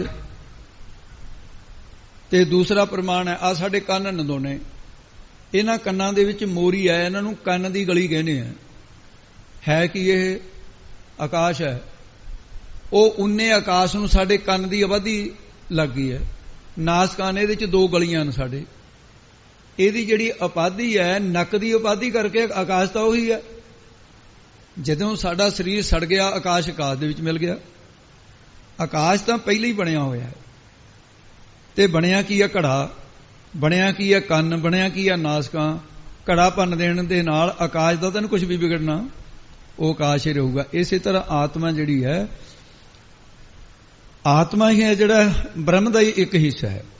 ਜਿਵੇਂ ਘੜੇ ਵਾਲਾ ਆਕਾਸ਼ ਮਹਾਕਾਸ਼ ਦਾ ਹੀ ਹਿੱਸਾ ਹੈ, ਬ੍ਰਹਮ ਦਾ ਸਰੂਪ ਜੀਵ ਦੇ ਵਿੱਚ ਆਤਮਾ ਰੂਪ ਹੋ ਕਰਕੇ ਜੀਵ ਆਤਮਾ ਬਣ ਕੇ ਆਤਮਾ ਬ੍ਰਹਮ ਦਾ ਸਰੂਪ ਹੈ। ਜਿਹੜਾ ਗੁਣ ਬ੍ਰਹਮ ਦੇ ਵਿੱਚ ਸਤ ਚੇਤਨ ਆਨੰਦ ਹੈ, ਉਹੀ ਗੁਣ ਆਤਮਾ ਦੇ ਵਿੱਚ ਹੈ। ਸਤ ਚੇਤਨ ਆਨੰਦ ਆਤਮਾ ਹੈ। ਸਮਝ ਦੇ ਲਈ ਥੋੜੀ ਜਿਹੀ ਹੋਰ ਵੀ ਵਿਚਾਰ ਹੈ। ਜਿਵੇਂ ਪਾਣੀ, ਮਿੱਟੀ ਤੇ ਆਕਾਸ਼ ਤਿੰਨਾਂ ਦੁਆਰਾ ਘੁਮਿਆਰ ਘੜੇ ਦੀ ਬਣਤਰ ਬਣਾਉਂਦਾ ਹੈ। ਜਿੰਨਾ ਆਕਾਰ ਘੜੇ ਦਾ ਹੈ ਉਹ ਆਕਾਸ਼ ਉਸੇ ਤਰ੍ਹਾਂ ਦਾ ਪ੍ਰਤੀਤ ਹੁੰਦਾ ਹੈ। ਚੇਤਨ ਆਕਾਸ਼ ਦੀ ਨਿਆਈ ਹੈ। ਮਿੱਟੀ ਦੀ ਨਿਆਈ ਕੀ ਹੈ? ਪੰਜ ਤੱਤ। ਪਾਣੀ ਦੀ ਨਿਆਈ ਕੀ ਹੈ? ਅਗਿਆਨ। ਘੁਮਿਆਰ ਦੀ ਨਿਆਈ ਕੌਣ ਹੈ? ਈਸ਼ਵਰ। ਸਰੀਰ ਰੂਪੀ ਘੜਾ ਇਹ ਇਸ ਤਰ੍ਹਾਂ ਘਾੜਤ ਬਣੀ ਜਾਂਦੀ ਹੈ। ਤਾਂ ਕਹਿੰਦੇ ਘਾੜਤ ਤਿਸ ਕੀ ਅਪਰ ਅਪਾਰ। ਬਹੁਵਿਧ ਭਾਂਡੇ ਭੜੇ ਘੁਮਿਆਰ ਨੇ ਜਿਵੇਂ ਬਹੁਤ ਤਰ੍ਹਾਂ ਦੇ ਭਾਂਡੇ ਘੜੇ ਆ, ਐ ਈਸ਼ਵਰ ਕਰਦਾ। ਸਤੂਲ, ਸੂਖਮ ਅਤੇ ਕਾਰਨ ਦੇਹਾਂ ਨੂੰ ਈਸ਼ਵਰ ਘੜਦਾ ਹੈ। ਇਹ ਦੇਹਾਂ ਵਿੱਚ ਆਕਾਸ਼ ਦੀ ਨਿਆਈ ਚੇਤਨ ਨਿਰਲੇਪ ਰਹਿੰਦਾ ਹੈ। ਘੜੇ ਦੇ ਵਿੱਚ ਵਿਆਪਦਾ ਹੋਇਆ ਵੀ ਨਿਰਲੇਪ ਹੈ। ਇਸੇ ਕਰਕੇ ਜੀਵ ਨੂੰ ਸੰਗ ਭਰਮ ਹੋਇਆ ਹੈ। ਉਹ ਇਸ ਕਰਕੇ ਅਸੰਗ ਜਿਹੜਾ ਉਸ ਨੂੰ ਸੰਗ ਦੋਸ਼ ਨਹੀਂ ਹੈ, ਉਹ ਅਸੰਗ ਹੈ। ਘਟਾ ਆਕਾਸ਼ ਦੇ ਦ੍ਰਿਸ਼ਟਾਂਤ ਦੇ ਨਾਲ ਸੰਗ ਦੋਸ਼ ਦੀ ਨਿਵਰਤੀ ਹੈ। ਸਾਰੇ ਅਗਿਆਨੀਆਂ ਨੂੰ ਪਰਮਾਤਮਾ ਦਾ ਸੰਗ ਭਰਮ ਹੋ ਰਿਹਾ। ਉਹਦੀ ਨਿਵਰਤੀ ਵਿੱਚ ਗੁਰੂ ਅਰਜਨ ਦੇਵ ਜੀ ਪਾਤਸ਼ਾਹ ਨੇ ਐਸਾ ਫਰਮਾਨ ਕੀਤਾ, ਸਹਿਜ ਘਟਾ ਮੈਂ ਏਕ ਆਕਾਸ਼, ਘਟ ਫੂਟੇ ਤੇ ਉਹੀ ਪ੍ਰਕਾਸ਼। ਹਜ਼ਾਰਾਂ ਘੜਿਆਂ ਵਿੱਚ ਇੱਕੋ ਹੀ ਆਕਾਸ਼ ਪ੍ਰਤੀਤ ਹੁੰਦਾ ਹੈ। ਜਿਵੇਂ ਕੋਈ ਘੜਾ ਚੁੱਕੀ ਜਾਵੇ ਤਾਂ ਉਹ ਲੱਗਦਾ ਵੀ ਆਕਾਸ਼ ਵੀ ਨਾਲੇ ਤੁਰਿਆ ਜਾਂਦਾ ਹੈ। ਵਾਸਤਵਿਕ ਆਕਾਸ਼ ਦਾ ਚੱਲਦਾ ਹੈ, ਘੜੇ ਕਰਕੇ ਚਲਾਇਮਾਨ ਦਿਸਦਾ ਹੈ। ਇਸੇ ਤਰ੍ਹਾਂ ਸਰੀਰ ਦੇ ਤੁਰਨ ਫਿਰਨ ਨਾਲ, ਸਰੀਰ ਦੇ ਜੰਮਣ ਮਰਨ ਨਾਲ ਉਹ ਬ੍ਰਹਮ ਤੁਰਦਾ ਫਿਰਦਾ ਨਹੀਂ ਹੈ। ਆਤਮਾ ਤੁਰਦੀ ਫਿਰਦੀ ਨਹੀਂ ਹੈ, ਜੰਮਦਾ ਮਰਦਾ ਨਹੀਂ ਹੈ। ਇਸ ਨੂੰ ਸੱਤਾ ਦੇਣ ਵਾਸਤੇ ਰਹਿੰਦਾ ਨਾਲ ਹੈ। ਇਹਨੂੰ ਸੰਗ ਭਰਮ, ਇਹ ਜਿਹੜਾ ਸੰਗ ਭਰਮ ਤੋਂ ਦੂਰ, ਇਸ ਕਰਕੇ ਇਹ ਇਸ ਪ੍ਰਕਾਰ ਦਾ ਸੰਗ ਭਰਮ ਦੀ ਨਿਵਰਤੀ ਇਹਨਾਂ ਦ੍ਰਿਸ਼ਟਾਂਤਾਂ ਦੇ ਨਾਲ ਹੁੰਦੀ ਹੈ। ਚੌਥਾ ਵਿਕਾਰ ਭਰਮ, ਉਹਦੀ ਨਿਵਰਤੀ ਕਿਹੜੀ ਹੈ? ਗੁਣ ਮਾਰ। ਗੁਣ ਨਾਮ ਹੈ ਰੱਸੀ ਦਾ, ਮਾਰ ਨਾਮ ਹੈ ਸੱਪ ਦਾ। ਰਾਜ ਭਿਅੰਗ ਪ੍ਰਸੰਗ ਜੈਸੇ ਹੈ, ਉੱਥੇ ਰਜੂ ਤੇ ਉੱਥੇ ਵੀ ਸੱਪ ਤੇ ਰੱਸੀ ਦੀ ਉਹ ਗੱਲ ਹੈ। ਸੱਪ ਦਾ ਦ੍ਰਿਸ਼ਟਾਂਤ ਦੇ ਕੇ ਵਿਕਾਰ ਭਰਮ ਦੀ ਨਿਵਰਤੀ ਹੈ। ਬਦਲੇ ਹੋਏ ਰੂਪ ਨੂੰ ਵਿਕਾਰ ਕਹਿੰਦੇ ਨੇ। ਜਿਵੇਂ ਬਾਲਕ ਦੀ ਦੇਹ ਬਦਲ ਕੇ ਜਵਾਨ ਹੋ ਗਈ, ਜਵਾਨੀ ਦੀ ਬਦਲ ਕੇ ਬੁਢਾਪਾ ਆ ਗਿਆ। ਪਰਮਾਤਮਾ ਵਿੱਚ ਐਸਾ ਨਹੀਂ, ਵਿਕਾਰ ਭਰਮ ਨਹੀਂ। ਉਹਦੇ ਵਿੱਚ ਖੱਟ ਵਿਕਾਰ ਵਿੱਚੋਂ ਕੋਈ ਵੀ ਵਿਕਾਰ ਨਹੀਂ ਹੈ। ਇਹ ਵਿਕਾਰ ਦੇਹ ਦੇ ਨੇ। ਬਾਲਕ ਅਵਸਥਾ, ਕਿਸ਼ੋਰ ਅਵਸਥਾ, ਜਵਾਨ ਅਵਸਥਾ, ਢਲਦੀ ਜਵਾਨੀ, ਬੁਢਾਪਾ, ਕਾਲ, ਇਹ ਦੇਹ ਦਾ ਵਿਕਾਰ ਹੈ। ਆਤਮਾ ਵਿੱਚ ਪ੍ਰਤੀਤ ਹੋ ਰਿਹਾ, ਇਹ ਵਿਕਾਰ ਭਰਮ ਹੈ। ਗੁਰਬਾਣੀ ਦੇ ਵਿੱਚ ਕੀ ਲਿਖਿਆ ਹੈ? ਨਾ ਹੈ ਬੂਢਾ ਨਾ ਹੈ ਬਾਲਾ, ਨਾ ਇਸ ਦੁਖ ਨਹੀਂ ਜਮ ਜਾਲਾ। ਆਤਮਾ ਤਾਂ ਐਸੀ ਹੈ। ਕਾਮ ਕ੍ਰੋਧ ਆਦਿ ਵਿਕਾਰ, ਇਹ ਜਿੰਨੇ ਵੀ ਅੰਤਸ਼ਕਰਨ ਵਿੱਚ, ਕਾਮ ਕ੍ਰੋਧ ਆਦਿ ਵਿਕਾਰ ਵੀ ਇਹ ਅੰਤਸ਼ਕਰਨ ਵਿੱਚ, ਅੰਤਸ਼ਕਰਨ ਦੇ ਵਿੱਚ ਨਾ, ਬ੍ਰਹਮ ਦੇ ਵਿੱਚ ਨਹੀਂ ਹੈਗੇ। ਉਹਦਾ ਸਰੂਪ ਸੁੱਧ ਹੈ। ਵਿਕਾਰ ਭਰਮ ਜੋ ਬ੍ਰਹਮ ਨੂੰ ਵਿਕਾਰੀ ਮੰਨਦਾ, ਇਹ ਭਰਮ ਹੈ। ਇਹਦੀ ਨਿਵਰਤੀ ਗੁਣ ਮਾਰ ਰੱਸੀ ਤੇ ਸੱਪ ਦੇ ਦ੍ਰਿਸ਼ਟਾਂਤ ਨਾਲ ਕੀਤੀ ਹੈ। ਜਿਵੇਂ ਸਮਾਨ ਅੰਧਕਾਰ ਦੇ ਵਿੱਚ ਪਈ ਹੋਈ ਰੱਸੀ ਪ੍ਰਤੀਤ ਕੀ ਹੁੰਦਾ ਹੈ? ਪਈ ਤਾਂ ਰੱਸੀ ਹੈ, ਸੱਪ ਪ੍ਰਤੀਤ ਹੋਣ ਲੱਗ ਜਾਂਦਾ ਹੈ। ਉਸ ਦਾ ਵਾਸਤਵ ਰੂਪ ਤਾਂ ਰੱਸੀ ਹੈ, ਪਰ ਉਸ ਵੇਲੇ ਵਾਸਤਵ ਰੂਪ ਦਾ ਗਿਆਨ ਭੁੱਲ ਗਿਆ, ਸੱਪ ਦਿਸਣ ਲੱਗ ਗਿਆ। ਅਸਤੀ ਪ੍ਰਾਂਤੀ ਪਰੇ, ਇਹ ਚੇਤਨ ਸਰੂਪ ਜਿਹੜਾ ਬ੍ਰਹਮ ਹੈ, ਉਹ ਜੀਵ ਅਗਿਆਨ ਕਰਕੇ ਜੰਮਣ ਮਰਨ ਵਾਲਾ ਸੰਸਾਰ ਰੂਪ ਇਹ ਜਿਹੜਾ ਸੱਪ ਦੀ ਨਿਆਈ ਮੰਨੀ ਬੈਠਾ ਹੈ। ਦੁਖੀ ਹੋ ਰਿਹਾ। ਜਦੋਂ ਦੀਵਾ ਲਿਆ, ਵੇਖਿਆ ਤੇ ਰੱਸੀ ਦਾ ਵਾਸਤਵ ਰੂਪ ਦੇਖ ਗਿਆ। ਚਾਨਣੇ ਨੇ ਸੱਪ ਤੇ ਸੱਪ ਦੇ ਭੈ ਦੀ ਨਿਵਰਤੀ ਕਰ ਦਿੱਤੀ। ਨਾ ਡੰਡਾ ਮਾਰਿਆ, ਨਾ ਕੁਝ ਹੋਰ ਸਾਧਨ ਕੀਤਾ, ਤੇ ਭੈ ਵੀ ਖਤਮ ਹੋ ਗਿਆ, ਸੱਪ ਵੀ ਖਤਮ ਹੋ ਗਿਆ। ਕਿੱਥੋਂ ਖਤਮ ਹੋਇਆ? ਉਹ ਅਸਲ 'ਚ ਹੈ ਹੀ ਨਹੀਂ ਸੀ, ਭਰਮ ਕਰਕੇ ਬਣਿਆ ਸੀ। ਇਸ ਪ੍ਰਕਾਰ ਜੰਮਣ ਮਰਨ ਦਾ ਜਿਹੜਾ ਭੈ ਆਤਮਾ ਵਿੱਚ ਭਰਮ ਕਰਕੇ ਪ੍ਰਤੀਤ ਹੁੰਦਾ ਹੈ। ਜਦੋਂ ਗਿਆਨ ਦਾ ਦੀਵਾ ਅੰਤਸ਼ਕਰਨ ਦੇ ਵਿੱਚ ਪ੍ਰਕਾਸ਼ ਹੋ ਗਿਆ, ਦੀਵਾ ਬਲੇ ਅੰਧੇਰਾ ਜਾਏ। ਅਗਿਆਨ ਦੇ ਅੰਧਕਾਰ ਵਿੱਚ ਜੋ ਸੱਪ ਦੀ ਨਿਆਈ ਸੰਸਾਰ ਪ੍ਰਤੀਤ ਹੁੰਦਾ ਸੀ, ਉਹਦੀ ਨਿਵਰਤੀ ਹੋ ਗਈ। ਬ੍ਰਹਮ ਦਿਸਣ ਲੱਗ ਪਿਆ। ਜਿਵੇਂ ਰੱਸੀ ਦੇ ਅਗਿਆਨ ਕਰਕੇ ਸੱਪ ਪ੍ਰਤੀਤ ਹੋਣ ਲੱਗ ਜਾਂਦਾ ਹੈ। ਰੱਸੀ ਦੇ ਅਗਿਆਨ ਕਰਕੇ ਪ੍ਰਤੀਤ ਹੋਇਆ ਸੱਪ। ਸੱਪ ਨੂੰ ਡੰਡੇ ਸੋਟੇ ਨਾਲ ਤਾਂ ਮਾਰਿਆ ਨਹੀਂ ਹੈ। ਉਹਦੀ ਨਿਵਰਤੀ ਕਿਵੇਂ ਹੋਈ? ਰੱਸੀ ਦੇ ਵਾਸਤਵ ਗਿਆਨ ਕਰਕੇ। ਇਸੇ ਤਰ੍ਹਾਂ ਬ੍ਰਹਮ ਦਾ ਵਾਸਤਵ ਰੂਪ ਜਿਹੜਾ ਸਤ ਚੇਤਨ ਆਨੰਦ ਹੈ, ਉਹ ਬ੍ਰਹਮ ਦੇ ਅਗਿਆਨ ਦੁਆਰਾ ਜੰਮਣ ਮਰਨ ਦੁੱਖ ਰੁਖ ਵਾਲਾ ਹੋ ਗਿਆ ਪ੍ਰਤੀਤ ਹੁੰਦਾ ਹੈ। ਜਦੋਂ ਗਿਆਨ ਦੁਆਰਾ ਸਤ ਚੇਤਨ ਆਨੰਦ ਸੰਸਾਰ ਦੀ ਨਿਵਰਤੀ ਹੋ ਜਾਂਦੀ ਹੈ। ਰੱਸੀ ਸੱਪ ਦੇ ਦ੍ਰਿਸ਼ਟਾਂਤ ਨਾਲ ਇਹ ਵਿਕਾਰ ਭਰਮ ਦੀ ਨਿਵਰਤੀ ਕੀਤੀ ਗਈ ਹੈ। ਬਰਮ ਇਤਰ ਜਗ ਸਤ ਹੈ, ਜਿਹੜਾ ਪੰਜਵਾਂ ਹੈ ਭਰਮ ਦੀ ਨਿਵਰਤੀ ਇਹਦੀ ਕਿਵੇਂ ਹੁੰਦੀ ਹੈ? ਕਨਕ ਕੁੰਡਲ ਦ੍ਰਿਸ਼ਟਾਂਤ ਦੇ।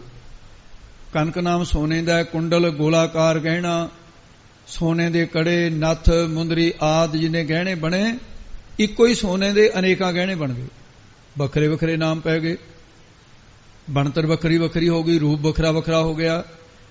ਹੁਣ ਤੁਸੀਂ ਇਹ ਦੱਸੋ ਵੀ ਗਹਿਣੇ ਬਣ ਕੇ ਜਿਹੜਾ ਸੋਨਾ ਕੋਈ ਪਿੱਤਲ ਤਾਂਬਾ ਦਾ ਬਣਿਆ ਨਹੀਂ, ਉਹ ਸੋਨਾ ਹੀ ਹੈ, ਸੋਨਾ ਹੀ ਕਹਾਂਗੇ ਉਸ ਨੂੰ। ਸੋ ਇਸ ਕਰਕੇ ਪਰ ਉਹਨੂੰ ਹੁਣ ਉਹਨੂੰ ਸੋਨਾ ਕਹਿਣ ਦੀ ਬਜਾਏ ਗਹਿਣੇ ਕਹਿਣ ਲੱਗ ਪਏ ਲੋਕ। ਸੋਨੇ ਦੇ ਅਨੇਕਾਂ ਨਾਮ ਕਲਪੇ ਹੋਏ ਨੇ, ਵੱਖਰੇ ਵੱਖਰੇ ਪ੍ਰਤੀਤ ਹੋ ਰਹੇ ਨੇ। ਜਦੋਂ ਕੁਠਾਲੀ 'ਚ ਪਾ ਕੇ ਗਹਿਣੇ ਨੂੰ ਸੁਨਿਆਰੇ ਨੇ ਢਾਲ ਦਿੱਤਾ, ਕਿੱਧਰ ਗਿਆ ਕੜਾ ਨਾਲੇ ਮੁੰਦਰੀ? ਆਹ ਨੱਥ ਸੀ, ਆਹ ਮੁੰਦਰੀ ਸੀ, ਉਹ ਨਾਮ ਵੀ ਮਿਟ ਗਏ, ਆਕਾਰ ਵੀ ਮਿਟ ਗਏ, ਉਹਨਾਂ ਦਾ ਕੀ ਰਹਿ ਗਿਆ? ਬਾਕੀ ਸੋਨਾ। ਇਹਨੂੰ ਗੁਰਬਾਣੀ 'ਚ ਕੀ ਕਿਹਾ? ਅਲੰਕਾਰ ਮਿਲ ਥੈਲੀ ਹੋਈ ਹੈ ਤਾਂ ਤੇ ਕਨਕ ਬਖਾਨੀ, ਵੀ ਸੋਨਾ ਹੀ ਕਿਹਾ ਜਾਊਗਾ। ਸਾਰਿਆਂ ਗਹਿਣਿਆਂ ਨੂੰ ਢਾਲ ਕੇ ਜਿਵੇਂ ਇੱਕ ਟਲੀ ਬਣ ਜਾਂਦੀ ਹੈ, ਫਿਰ ਗਹਿਣੇ ਦਾ ਨਾਮ ਅਤੇ ਸ਼ਕਲ ਨਹੀਂ ਰਹਿੰਦੀ, ਕੇਵਲ ਸੋਨਾ ਰਹਿ ਜਾਂਦਾ ਹੈ। ਇਸੇ ਪ੍ਰਕਾਰ ਪ੍ਰੇਮ ਦੀ ਕੁਠਾਲੀ ਦੇ ਵਿੱਚ ਤੇ ਤਪ ਕਰਨ ਰੂਪ ਅੱਗ ਦੇ ਸੇਕ ਦੇ ਨਾਲ ਨਾਮ ਦਾ ਸੁਹਾਗਾ, ਪਰਮੇਸ਼ਰ ਦੇ ਨਾਮ ਦਾ ਲਾ ਕੇ ਸੁਹਾਗਾ, ਰਾਗ ਦਵੈਸ਼ ਦੀ ਮੈਲ ਕੱਟ ਕੇ ਮਨ ਨੂੰ ਸੁੱਧ ਬਣਾ ਲਈਦਾ। ਮਨ ਦੀ ਮੈਲ ਕਰਕੇ ਸੰਸਾਰ ਅਨੇਕਾਂ ਰੂਪ ਵਿੱਚ ਦਿਸਦਾ ਸੀ। ਜਦੋਂ ਮਨ ਜੋਤ ਸਰੂਪ ਪਰਮੇਸ਼ਰ ਦੀ ਮਨ ਤੋਂ ਜੋਤ ਸਰੂਪ ਹੈ, ਆਪਣਾ ਮੂਲ ਪਛਾਣ ਲਿਆ, ਮੂਲ ਦੀ ਪਹਿਚਾਣ ਹੋ ਗਈ ਕਿ ਮੈਂ ਤਾਂ ਬ੍ਰਹਮ ਹਾਂ, ਇਹ ਭਰਮ ਦੀ ਨਿਵਰਤੀ ਹੋ ਜਾਏਗੀ। ਇਸ ਪ੍ਰਕਾਰ ਇਹਨਾਂ 5 ਪ੍ਰਕਾਰ ਦੇ ਦ੍ਰਿਸ਼ਟਾਂਤਾਂ ਦੁਆਰਾ 5 ਪ੍ਰਕਾਰ ਦੇ ਭਰਮ ਸਾਧ ਸੰਗਤ ਕਰਕੇ ਇਹਦੀ ਨਿਵਰਤੀ ਹੁੰਦੀ ਹੈ। ਸਾਧ ਸੰਗਤ ਦੁਆਰਾ 5 ਪ੍ਰਕਾਰ ਦੇ ਭਰਮ ਨੂੰ ਨਿਵਰਤ ਕਰੀਦਾ। ਭਰਮ ਜਾਲੇ ਕਿਹਾ, ਸਾਧ ਸੰਗਤ ਦੁਆਰਾ ਜਾਲੇ। ਭਰਮੀ ਦੀ ਨਿਵਰਤੀ ਸਾਧ ਸੰਗਤ ਦੁਆਰਾ ਹੋ ਸਕਦੀ ਹੈ। ਸੰਤਾਂ ਦੀ ਸੰਗਤ ਕਰਕੇ ਜਿਨ੍ਹਾਂ ਨੇ ਹਿਰਦੇ 'ਚ ਵਾਹਿਗੁਰੂ ਵਸ ਜਾਂਦਾ ਹੈ, ਭਗਤੀ ਅਤੇ ਗਿਆਨ ਦੁਆਰਾ ਭਰਮ ਦੀ ਨਿਵਰਤੀ ਹੋ ਜਾਂਦੀ ਹੈ। ਬਾਕੀ ਭਰਮ ਦੀਆਂ ਕਹਾਣੀਆਂ, ਭਰਮ ਦੇ ਦ੍ਰਿਸ਼ਟਾਂਤ, ਭਰਮ ਦਾ ਸਿਧਾਂਤ ਕੰਠ ਕਰਨ ਦੇ ਨਾਲ ਭਰਮ ਨਹੀਂ ਦੂਰ ਹੋਇਆ। ਮਿੱਠੇ ਦੀਆਂ ਗੱਲਾਂ ਕਰਨ ਨਾਲ ਮੂੰਹ ਮਿੱਠਾ ਨਹੀਂ ਹੁੰਦਾ। ਦੀਵਾ ਦੀਵਾ ਕਹਿਣ ਨਾਲ ਅੰਧੇਰਾ ਦੂਰ ਨਹੀਂ ਹੁੰਦਾ, ਦੀਵਾ ਬਾਲਣਾ ਪਊਗਾ। ਭਰਮ ਦੀਆਂ ਗੱਲਾਂ ਇਸ ਕਰਕੇ ਚੰਗੀਆਂ ਨੇ, ਕਿਤੇ ਭਰਮ ਦੂਰ ਕਰਨ ਵਾਸਤੇ ਜੋਤੀ ਪ੍ਰਾਪਤ ਹੋਏਗੀ। ਜਦੋਂ ਪਤਾ ਵੀ ਤੇਲ ਤੋਂ ਬਿਨਾਂ ਦੀਵਾ ਨਹੀਂ ਬਾਲਣਾ, ਫਿਰ ਤੇਲ ਦਾ ਇੰਤਜ਼ਾਮ ਕਰਾਂਗੇ। ਜਦੋਂ ਪਤਾ ਵੀ ਬੱਤੀ ਤੋਂ ਬਿਨਾਂ ਤੇਲ ਨੇ ਵੀ ਕੰਮ ਨਹੀਂ ਕਰਨਾ, ਬੱਤੀ ਲੱਭਾਂਗੇ। ਜੇ ਇਹ ਗੱਲਾਂ ਕਰਨੀਆਂ ਤਾਂ ਚੰਗੀਆਂ ਨੇ ਵੀ ਇਹ ਸਾਧਨ ਦਾ ਸਾਨੂੰ ਪਤਾ ਹੋਵੇ। ਇਸ ਕਰਕੇ ਮਹਾਰਾਜ ਸਾਹਿਬ ਸੱਚੇ ਪਾਤਸ਼ਾਹ ਨੇ ਪਾਵਨ ਅੰਮ੍ਰਿਤ ਵਚਨਾਂ ਦੇ ਅੰਦਰ ਇਹ ਸਾਰਾ ਵਿਸਤਾਰ ਇਸ ਤੁਕ ਦਾ ਸੀ ਵੀ ਸਾਧ ਸੰਗ ਭ੍ਰਮ ਜਾਲੇ। ਇਹ ਜਲੇਗਾ ਕਿਵੇਂ? ਸਾਧ ਸੰਗਤ ਦੀ ਪ੍ਰਾਪਤੀ ਤੋਂ ਬਿਨਾਂ ਐਸਾ ਹੋਣਾ ਅਸੰਭਵ ਹੈ, ਸਾਧ ਸੰਗਤ ਦੁਆਰਾ ਸੰਭਵ ਹੈ। ਗੁਰੂ ਕਿਰਪਾ ਕਰੇ। ਇਹ ਸੀ ਅੱਜ ਦਾ ਜਿਹੜਾ ਔਖਾ ਸਬਜੈਕਟ ਸੀ, ਆਪਣਾ ਔਖਾ ਸਿਧਾਂਤ ਦੀ ਗੱਲ ਸੀ। ਆਓ ਹੁਣ ਸੌਖੀ ਵਿਚਾਰ ਜਿਹੜੀ ਅੱਗੇ ਸੁਣੋ ਜੀ। ਮਨ ਪਿਆਰਿਆ ਜੀ ਮਿੱਤਰਾ, ਇਹ ਪਿਆਰੇ ਮਿੱਤਰ ਮਨਾ ਜਗਿਆਸੂ ਉੱਤਮ ਅਧਿਕਾਰੀ ਜਨ ਜੀ, ਹਰ ਬਿਨ ਝੂਠ ਪਸਾਰੇ। ਲੈ ਭਾਈ, ਇਹ ਤਾਂ ਰੱਸੀ ਦਾ ਸੱਪ ਹੀ ਸੀ। ਪਰਮੇਸ਼ਰ ਤੋਂ ਬਿਨਾਂ ਤਾਂ ਝੂਠ ਦਾ ਹੀ ਪਸਾਰ ਹੈ। ਇਹ ਝੂਠ ਕੂੜ ਦਾ ਹੀ ਪਸਾਰਾ ਫੈਲਿਆ ਹੋਇਆ ਹੈ। ਇਹ ਜੀਵ ਦਾ ਅਗਿਆਨ ਕਰਕੇ ਇਹਦੇ ਵਿੱਚ ਤੋਂ ਪਰਚਿਆ ਹੋਇਆ ਹੈ। ਮਨ ਪਿਆਰਿਆ ਜੀਓ ਮਿੱਤਰਾ, ਇਹ ਪਿਆਰੇ ਮਨ ਮਿੱਤਰ ਜੀ ਸੁਣਨਾ ਕਰ। ਬਿਕ ਸਾਗਰ ਸੰਸਾਰੇ, ਇਹ ਸੰਸਾਰ ਕੀ ਹੈ? ਜ਼ਹਿਰ ਦਾ ਸਮੁੰਦਰ ਹੈ।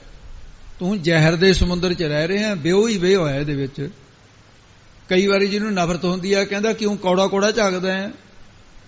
ਉਹ ਝਾਕਣ ਦੇ ਵਿੱਚ ਮਿਰਚਾਂ ਤਾਂ ਨਹੀਂ ਖੰਡਾਤੀਆਂ ਉਹਨੇ, ਨਫ਼ਰਤ ਹੈ, ਜ਼ਹਿਰ ਹੈ, ਕ੍ਰੋਧ ਦੀ ਜ਼ਹਿਰ ਹੈ, ਈਰਖਾ ਦੀ ਜ਼ਹਿਰ ਹੈ।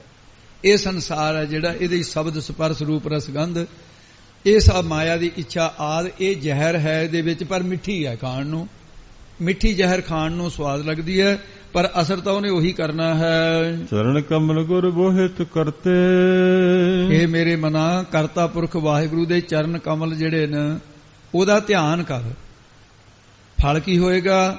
ਕਹਿੰਦੇ ਫਲ ਇਹ ਆ ਵੀ ਬੋਹਿਤਾ ਜਹਾਜ਼ ਦੀ ਨਿਆਈ ਤੈਨੂੰ ਪਰਮੇਸ਼ਰ ਵਾਹਿਗੁਰੂ ਦੇ ਚਰਨ ਤਾਰਨਗੇ। ਉਹ ਚਰਨ ਜਿਹੜੇ ਨੇ ਤੈਨੂੰ ਜਹਾਜ਼ ਦੀ ਨਿਆਈ ਸੰਸਾਰ ਤੋਂ ਤਾਰਨਾ ਕਰਨਗੇ। ਉਹਨਾਂ ਚਰਨਾਂ ਨੂੰ ਬੋਹਿਤਾ ਬਣਾ ਲੈ। ਪਰਮੇਸ਼ਰ ਵਾਹਿਗੁਰੂ ਕਰਤੇ ਪੁਰਖ ਦੇ ਚਰਨ ਜਿਹੜੇ ਉਹ ਜਹਾਜ਼ ਦੀ ਨਿਆਈ ਹਨ। ਸਹਸਾ ਦੁਖ ਨ ਵਿਆਪੈ। ਫਿਰ ਤੈਨੂੰ ਪ੍ਰਮਾਣਗਤ ਸੰਸਾ, ਪ੍ਰਮੇਯਗਤ ਸੰਸਾ, ਵਿਪਰਜੈ ਸੰਸਾ, ਇਹ ਜੰਮਣ ਮਰਨ ਦੇ ਤੈਨੂੰ ਇਹ ਜਿਹੜੇ ਸੰਸੇ ਵਿਆਪਣਗੇ ਨਹੀਂ। ਪ੍ਰਮਾਣਗਤ ਸੰਸਾ, ਪ੍ਰਮੇਯਗਤ ਸੰਸਾ, ਵਿਪਰਜੈ ਸੰਸਾ, ਇਹ ਤਿੰਨ ਪ੍ਰਕਾਰ ਦੇ ਸੰਸੇ। ਪ੍ਰਮਾਣਗਤ ਸੰਸਾ ਕਿਸ ਨੂੰ ਕਹਿੰਦੇ ਆ? ਪ੍ਰਮਾਣ ਪਿੱਛੇ ਵੀ ਦਿੱਤਾ ਸੀ, ਉਹ ਸਿਮਰਤੀ ਚ ਲਿਆਓ ਪਿਛਲੀ ਗੱਲ। ਜੇ ਉਹਦੇ ਚ ਅੱਧੀ ਯਾਦ ਹੈ ਤੁਹਾਡੇ ਤਾਂ ਬਹੁਤ ਵੱਡੀ ਗੱਲ ਹੈ, ਜੇ ਸਾਰੀ ਭੁੱਲੀ ਆ ਤਾਂ ਦੁਬਾਰੇ ਉਸ ਨੂੰ ਸਿਮਰਤੀ ਚ ਲਿਆਓ। ਪ੍ਰਮਾਣਗਤ ਸੰਸਾ ਕਹਿੰਦੇ ਜਿਵੇਂ ਦ੍ਰਿਸ਼ਟਾਂਤ ਹੈ, ਕਿਸੇ ਨੇ ਗੁਰੂ ਗ੍ਰੰਥ ਸਾਹਿਬ ਸੱਚੇ ਪਾਤਸ਼ਾਹ ਨੂੰ ਨਾ ਪੜ੍ਹਿਆ ਤੇ ਨਾ ਸੁਣਿਆ, ਉਹਦੇ ਮਨ ਦੇ ਇਹ ਸੰਸਾ, ਇਹ ਸ਼ੰਕਾ ਪੈਦਾ ਹੋ ਗਈ ਵੀ ਗੁਰਬਾਣੀ ਅਦਵੈਤ ਦਾ ਕਥਨ ਹੈ ਕਿ ਦਵੈਤ ਦਾ ਕਥਨ ਹੈ। ਇਹ ਪ੍ਰਮਾਣਗਤ ਸੰਸਾ ਹੈ। ਇਹ ਕਾਹਦੇ ਨਾਲ ਨਿਵਰਤ ਹੋਊਗਾ? ਸਰਵਣ ਕਰਨ ਦੇ ਨਾਲ ਨਾਸ ਹੋਊਗਾ। ਜਦੋਂ ਗੁਰੂ ਗ੍ਰੰਥ ਸਾਹਿਬ ਦੇ ਦਰਸ਼ਨ ਕਰੂ, ਪੜੂਗਾ, ਸਾਹਿਬ ਮੇਰਾ ਏਕੋ ਹੈ, ਏਕੋ ਹੈ ਭਾਈ ਏਕੋ ਹੈ, ਏਕੋ ਆਪ ਵਰਤਦਾ, ਇੱਕ ਆਪ ਹੀ ਵਰਤ ਰਿਹਾ, ਏਕੋ ਆਪ ਵਰਤਦਾ ਪਿਆਰੇ, ਘਟ ਘਟ ਰਿਹਾ ਸਮਾਏ। ਸਰਵਣ ਕਰਨ ਦੇ ਪ੍ਰਮਾਣਗਤ ਸੰਸਾ ਨਾਸ ਹੋ ਗਿਆ। ਗੁਰਬਾਣੀ ਚ ਅਦਵੈਤ ਦਾ ਕਥਨ ਹੈ, ਇਹ ਉਹਨੂੰ ਨਿਸ਼ਚਾ ਹੋ ਜਾਊਗਾ। ਦੂਸਰਾ ਪ੍ਰਮੇਯਗਤ ਸੰਸਾ। ਪ੍ਰਮੇਯਗਤ ਸੰਸਾ ਉਸ ਨੂੰ ਕਹਿੰਦੇ ਨੇ ਕਿ ਜੀਵ ਈਸ਼ਵਰ ਦਾ ਭੇਦ ਗਿਆਨ ਸੱਤ ਹੈ ਜਾਂ ਅਭੇਦ ਗਿਆਨ ਸੱਤ ਹੈ। ਇਹ ਸੰਸਾ ਹੋਣਾ, ਮਨ ਵਿੱਚ ਵਿਚਾਰ ਆਉਣੇ ਕਿ ਉਹ ਸਰਬੱਗ ਹੈ, ਮੈਂ ਅਲਪੱਗ ਹਾਂ, ਏਕਤਾ ਕਿਸ ਪ੍ਰਕਾਰ ਹੋ ਸਕਦੀ ਹੈ। ਇਹਦੀ ਨਿਮਰਤੀ ਅਭੇਦ ਦੀਆਂ ਸਾਧਕ ਜੁਗਤੀਆਂ ਜਿਹੜੀਆਂ, ਅਜੇ ਭੇਦ ਦੀਆਂ ਬਾਧਕ ਜੁਗਤੀਆਂ, ਉਹ ਮੰਨਣ ਕਰਨ ਦੇ ਨਾਲ ਇਹਦਾ ਸਾਧ ਸੰਜੀ ਨਿਵਰਤੀ ਹੋ ਜਾਂਦੀ ਹੈ ਪ੍ਰਮੇਯਗਤ ਸੰਸੇ ਦੀ। ਤੇ ਜਿਹੜੀਆਂ ਅਭੇਦ ਦੀਆਂ ਸਾਧਕ ਜੁਗਤੀਆਂ ਕਿਹਨੂੰ ਕਹਿੰਦੇ ਆ? ਜਿਹਦੇ ਵਿੱਚ ਜੀਵ ਈਸ਼ ਦਾ ਭੇਦ ਗਿਆਨ ਨਿਸ਼ਚੈ ਕਰਾਇਆ ਜਾਵੇ, ਉਹਨੂੰ ਅਭੇਦ ਦੀਆਂ ਸਾਧਕ ਜੁਗਤੀਆਂ ਕਿਹਾ ਜਾਂਦਾ ਹੈ। ਭੇਦ ਦੀਆਂ ਬਾਧਕ ਜੁਗਤੀਆਂ ਕਿਹੜੀਆਂ ਨੇ? ਜਿਹਦੇ ਚ ਜੀਵ ਤੇ ਈਸ਼ਵਰ ਦੇ ਭੇਦ ਗਿਆਨ ਜਿਹੜਾ ਉਹਨੂੰ ਭੰਨਿਆ ਜਾਵੇ, ਨਾਸ਼ ਕਰ ਦਿੱਤਾ ਜਾਵੇ, ਤੇ ਉਹਨੂੰ ਕਹਿੰਦੇ ਆ ਸਾਧ ਸੰਜੀ ਭੇਦ ਦੀਆਂ ਬਾਧਕ ਜੁਗਤੀਆਂ। ਉਹਦਾ ਨਿਵਰਤੀ ਕਰ ਦਿੱਤੀ ਤੇ ਉਹਦੇ ਤੇ ਨਿਸ਼ਚਾ ਕਰਾ ਦਿੱਤਾ। ਵਿਪਰਜੈ ਸੰਸਾ, ਧਰਮ ਸ਼ਾਸਤਰਾਂ ਵਿੱਚ ਗੁਰੂ ਉਪਦੇਸ਼ ਦੇ ਉੱਤੇ ਉਹਤੇ ਉਲਟ ਸਮਝਣਾ, ਰੱਬ ਹੋਵੇ ਤਾਂ ਦਿਸੇ ਨਾ ਸਾਨੂੰ, ਰੱਬ ਹੈ ਨਹੀਂ।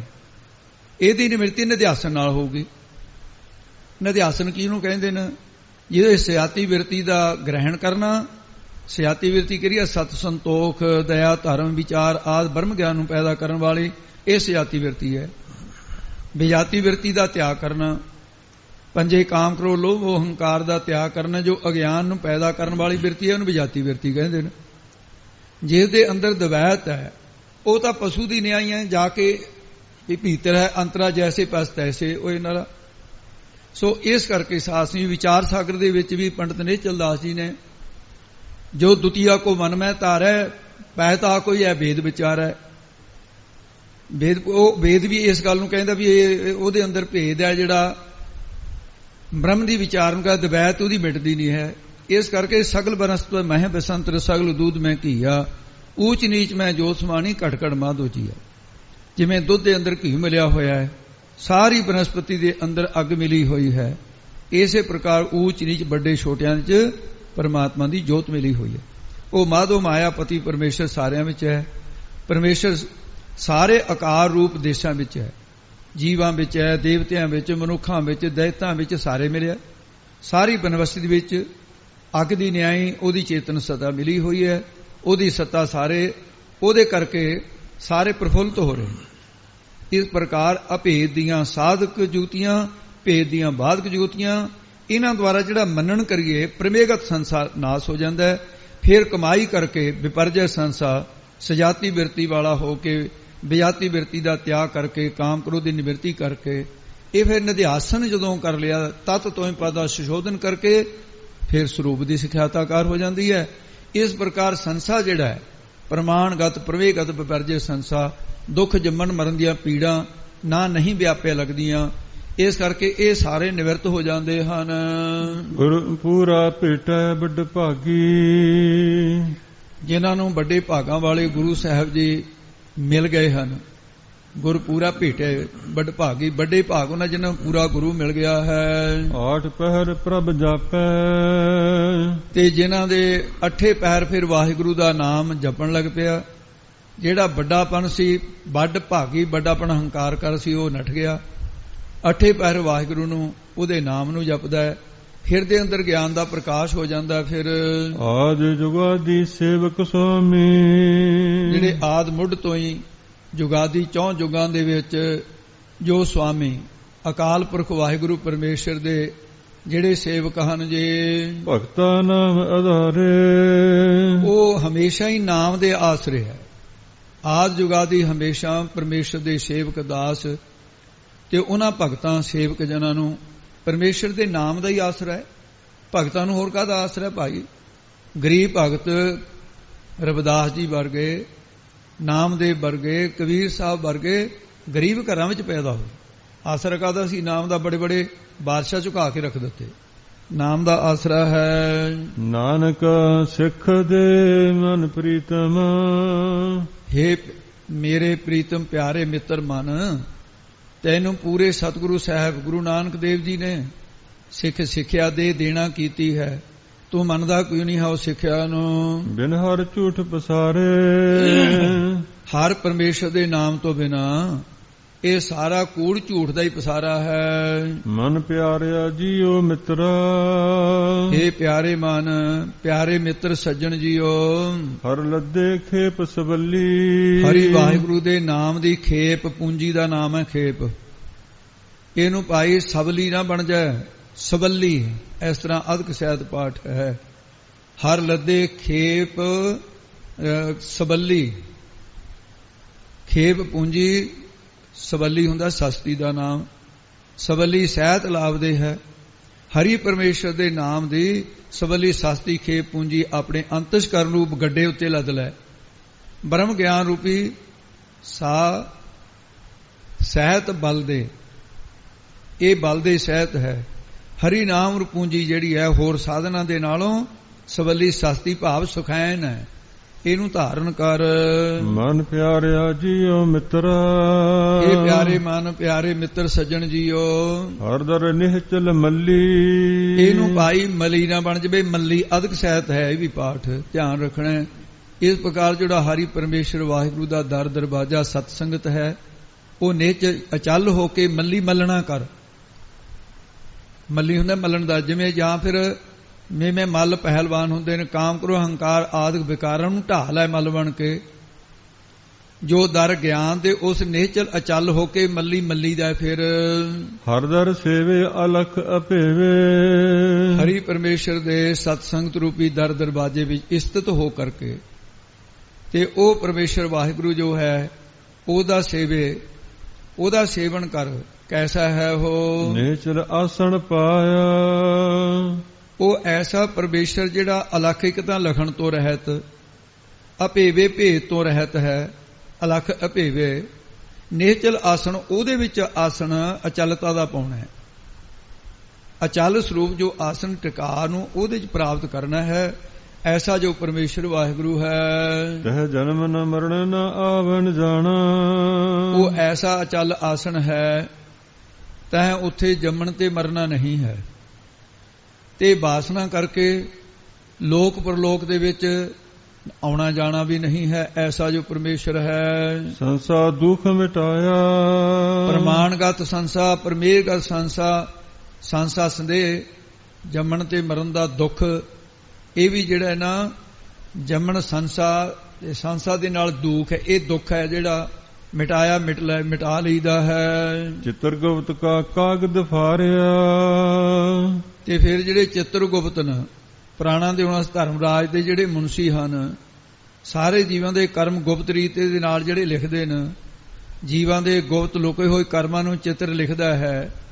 ਉਸ ਚਿਤਰਗੁਪਤ ਦੇ ਜਿਹੜੇ ਭਗਤ ਜਨਾਂ ਦੇ ਪਰਮੇਸ਼ਰ ਦਾ ਨਾਮ ਜਪਣ ਵਾਲੇ ਨੇ, ਉਹਨਾਂ ਦਾ ਚਿਤਰਗੁਪਤ ਕੁਝ ਨਹੀਂ ਵਿਗਾੜ ਸਕਦੇ। ਉਹ ਪੁੰਨਾਂ ਤੇ ਪਾਪਾਂ ਦੇ ਲੇਖੇ ਦਾ ਕਾਗਜ਼, ਜਿਹੜਾ ਕਾਗਜ਼ ਹੈ, ਤੇ ਉਹ ਕਾਗਜ਼ ਪਰਮੇਸ਼ਰ ਵਾਹਿਗੁਰੂ ਨੇ ਜਿਸ ਵੇਲੇ ਫਾਰਿਆ, ਪਾੜ ਹੀ ਦਿੱਤਾ। ਦੱਸੋ ਕੀ ਕਰਨਗੇ ਚਿਤਰਗੁਪਤ? ਫਿਰ ਧਰਮਰਾਜ ਦਰ ਕਾਗਜ਼ ਫਾਰੇ, ਜਨ ਨਾਨਕ ਲੇਖਾ ਸਮਝਾ। ਉਹ ਫਿਰ ਜਿਹੜੇ ਜਮਦੂਤ ਉਹ ਵੀ ਕੀ ਕਰਨਗੇ? ਜਮਦੂਤਾ ਕਛੂ ਨਾ ਚੱਲੀ। ਜਮਦੂਤਾਂ ਦੀ ਫਿਰ ਕੋਈ ਬਾਹ ਨਹੀਂ ਚੱਲਦੀ ਹੈ, ਉਹਨਾਂ ਦਾ ਜ਼ੋਰ ਨਹੀਂ ਚੱਲਦਾ, ਕੁਝ ਨਹੀਂ ਕਰ ਸਕਦੇ। ਨਾਨਕ ਸਿੱਖ ਦੇ ਮਨ ਪ੍ਰੀਤਮ। ਸਤਿਗੁਰੂ ਜੀ ਕਥਨ ਕਰਦੇ, ਮੇਰੇ ਪ੍ਰੀਤਮ ਪਿਆਰੇ ਮਿੱਤਰ ਮਨਾ, ਅਸੀਂ ਤੈਨੂੰ ਸਿੱਖ ਸਿੱਖਿਆ ਦੇ ਦਿੰਦੇ ਹਾਂ, ਇਹ ਸਿੱਖਿਆ ਤੂੰ ਧਾਰਨ ਕਰ। ਹਰ ਲੱਦੇ ਖੇਪ ਸਵੱਲੀ। ਹਰੀ ਪਰਮੇਸ਼ਰ ਦੇ ਨਾਮ ਰੂਪੀ ਖੇਪ ਪੂੰਜੀ ਜਿਹੜੀ ਹੈ ਉਹ ਲਾਹੇ ਦੇ ਸਹਿਤ ਸਵੱਲੀ ਸਸਤੀ ਹੈ। ਉਹ ਆਤਮਿਕ ਆਨੰਦ ਦੀ ਪ੍ਰਾਪਤੀ ਕਰਕੇ ਹਿਰਦੇ ਰੂਪੀ ਗੱਡੇ ਦੇ ਵਿੱਚ ਤੂੰ ਲੱਦਣਾ ਕਰ। ਮਨ ਪਿਆਰਿਆ ਜੀਓ ਮਿੱਤਰ। ਇਹ ਪਿਆਰੇ ਮਨ ਮਿੱਤਰ ਦੀ ਨਿਆਈ ਜਿਗਿਆਸੂ ਜਨ ਜੀ ਸੁਣਨਾ ਕਰ। ਕਰ ਸੰਤਾ ਸੰਗ ਨਿਵਾਸੋ। ਚਿੱਤ ਦੀ ਬਿਰਤ ਨੂੰ ਟਿਕਾ ਕੇ ਸੰਤਾਂ ਨਾਮ ਜਪਣ ਵਾਲੇ ਸਾਧੂਆਂ ਦੀ ਸੰਗਤ ਦੇ ਵਿੱਚ ਸੰਗ ਨਾਲ ਨਿਵਾਸੋ, ਉੱਥੇ ਨਿਵਾਸ ਕਰਿਆ ਕਰ, ਭਾਵ ਸਤ ਸੰਗਤ ਕਰਿਆ ਕਰੋ। ਮਨ ਪਿਆਰਿਆ ਜੀਓ ਮਿੱਤਰਾ। ਇਹ ਪਿਆਰੇ ਮਨ ਮਿੱਤਰ ਦੀ ਨਿਆਏ ਜਿਗਿਆਸੂ ਜਨ ਜੀਓ ਸੁਣਨਾ ਕਰੋ। ਹਰ ਨਾਮ ਜਪਤ ਪਰਗਾਸੋ। ਜੇ ਸੰਗਤ ਵਿੱਚ ਰਹਿ ਕੇ ਸਾਧਨ ਨਹੀਂ ਕੀਤੇ, ਇਹਨਾਂ ਤੋਂ ਬਿਨਾਂ ਛੁਟਕਾਰਾ ਤਾਂ ਨਹੀਂ ਹੋਣਾ ਹੈ। ਤਵੇ ਸਾਧ ਸੰਗ ਪਰਮੇਸ਼ਰ ਦੇ ਨਾਮ ਨੂੰ ਜਪਤ ਜਾਪ ਕਰ, ਜਿਸ ਕਰਕੇ ਤੇਰੇ ਹਿਰਦੇ ਦੇ ਹਰ ਨਾਮ ਜਪਤ ਬੋਲੋ ਜੀ ਦੁਆਰੇ। ਹਰ ਨਾਮ ਜਪਤ ਪਰਗਾਸੋ। ਨਾਮ ਜਪ ਕੇ ਗਿਆਨ ਦਾ ਪ੍ਰਕਾਸ਼ ਹੋ ਜਾਊਗਾ। ਫਿਰ ਇਹ ਨਾਮ ਜਪਣ ਤੋਂ ਜਿਹੜਾ ਗਿਆਨ ਹੁੰਦਾ, ਅਸਲ ਮੁਕਤੀ ਇਹ ਗਿਆਨ ਦਿੰਦਾ ਹੈ।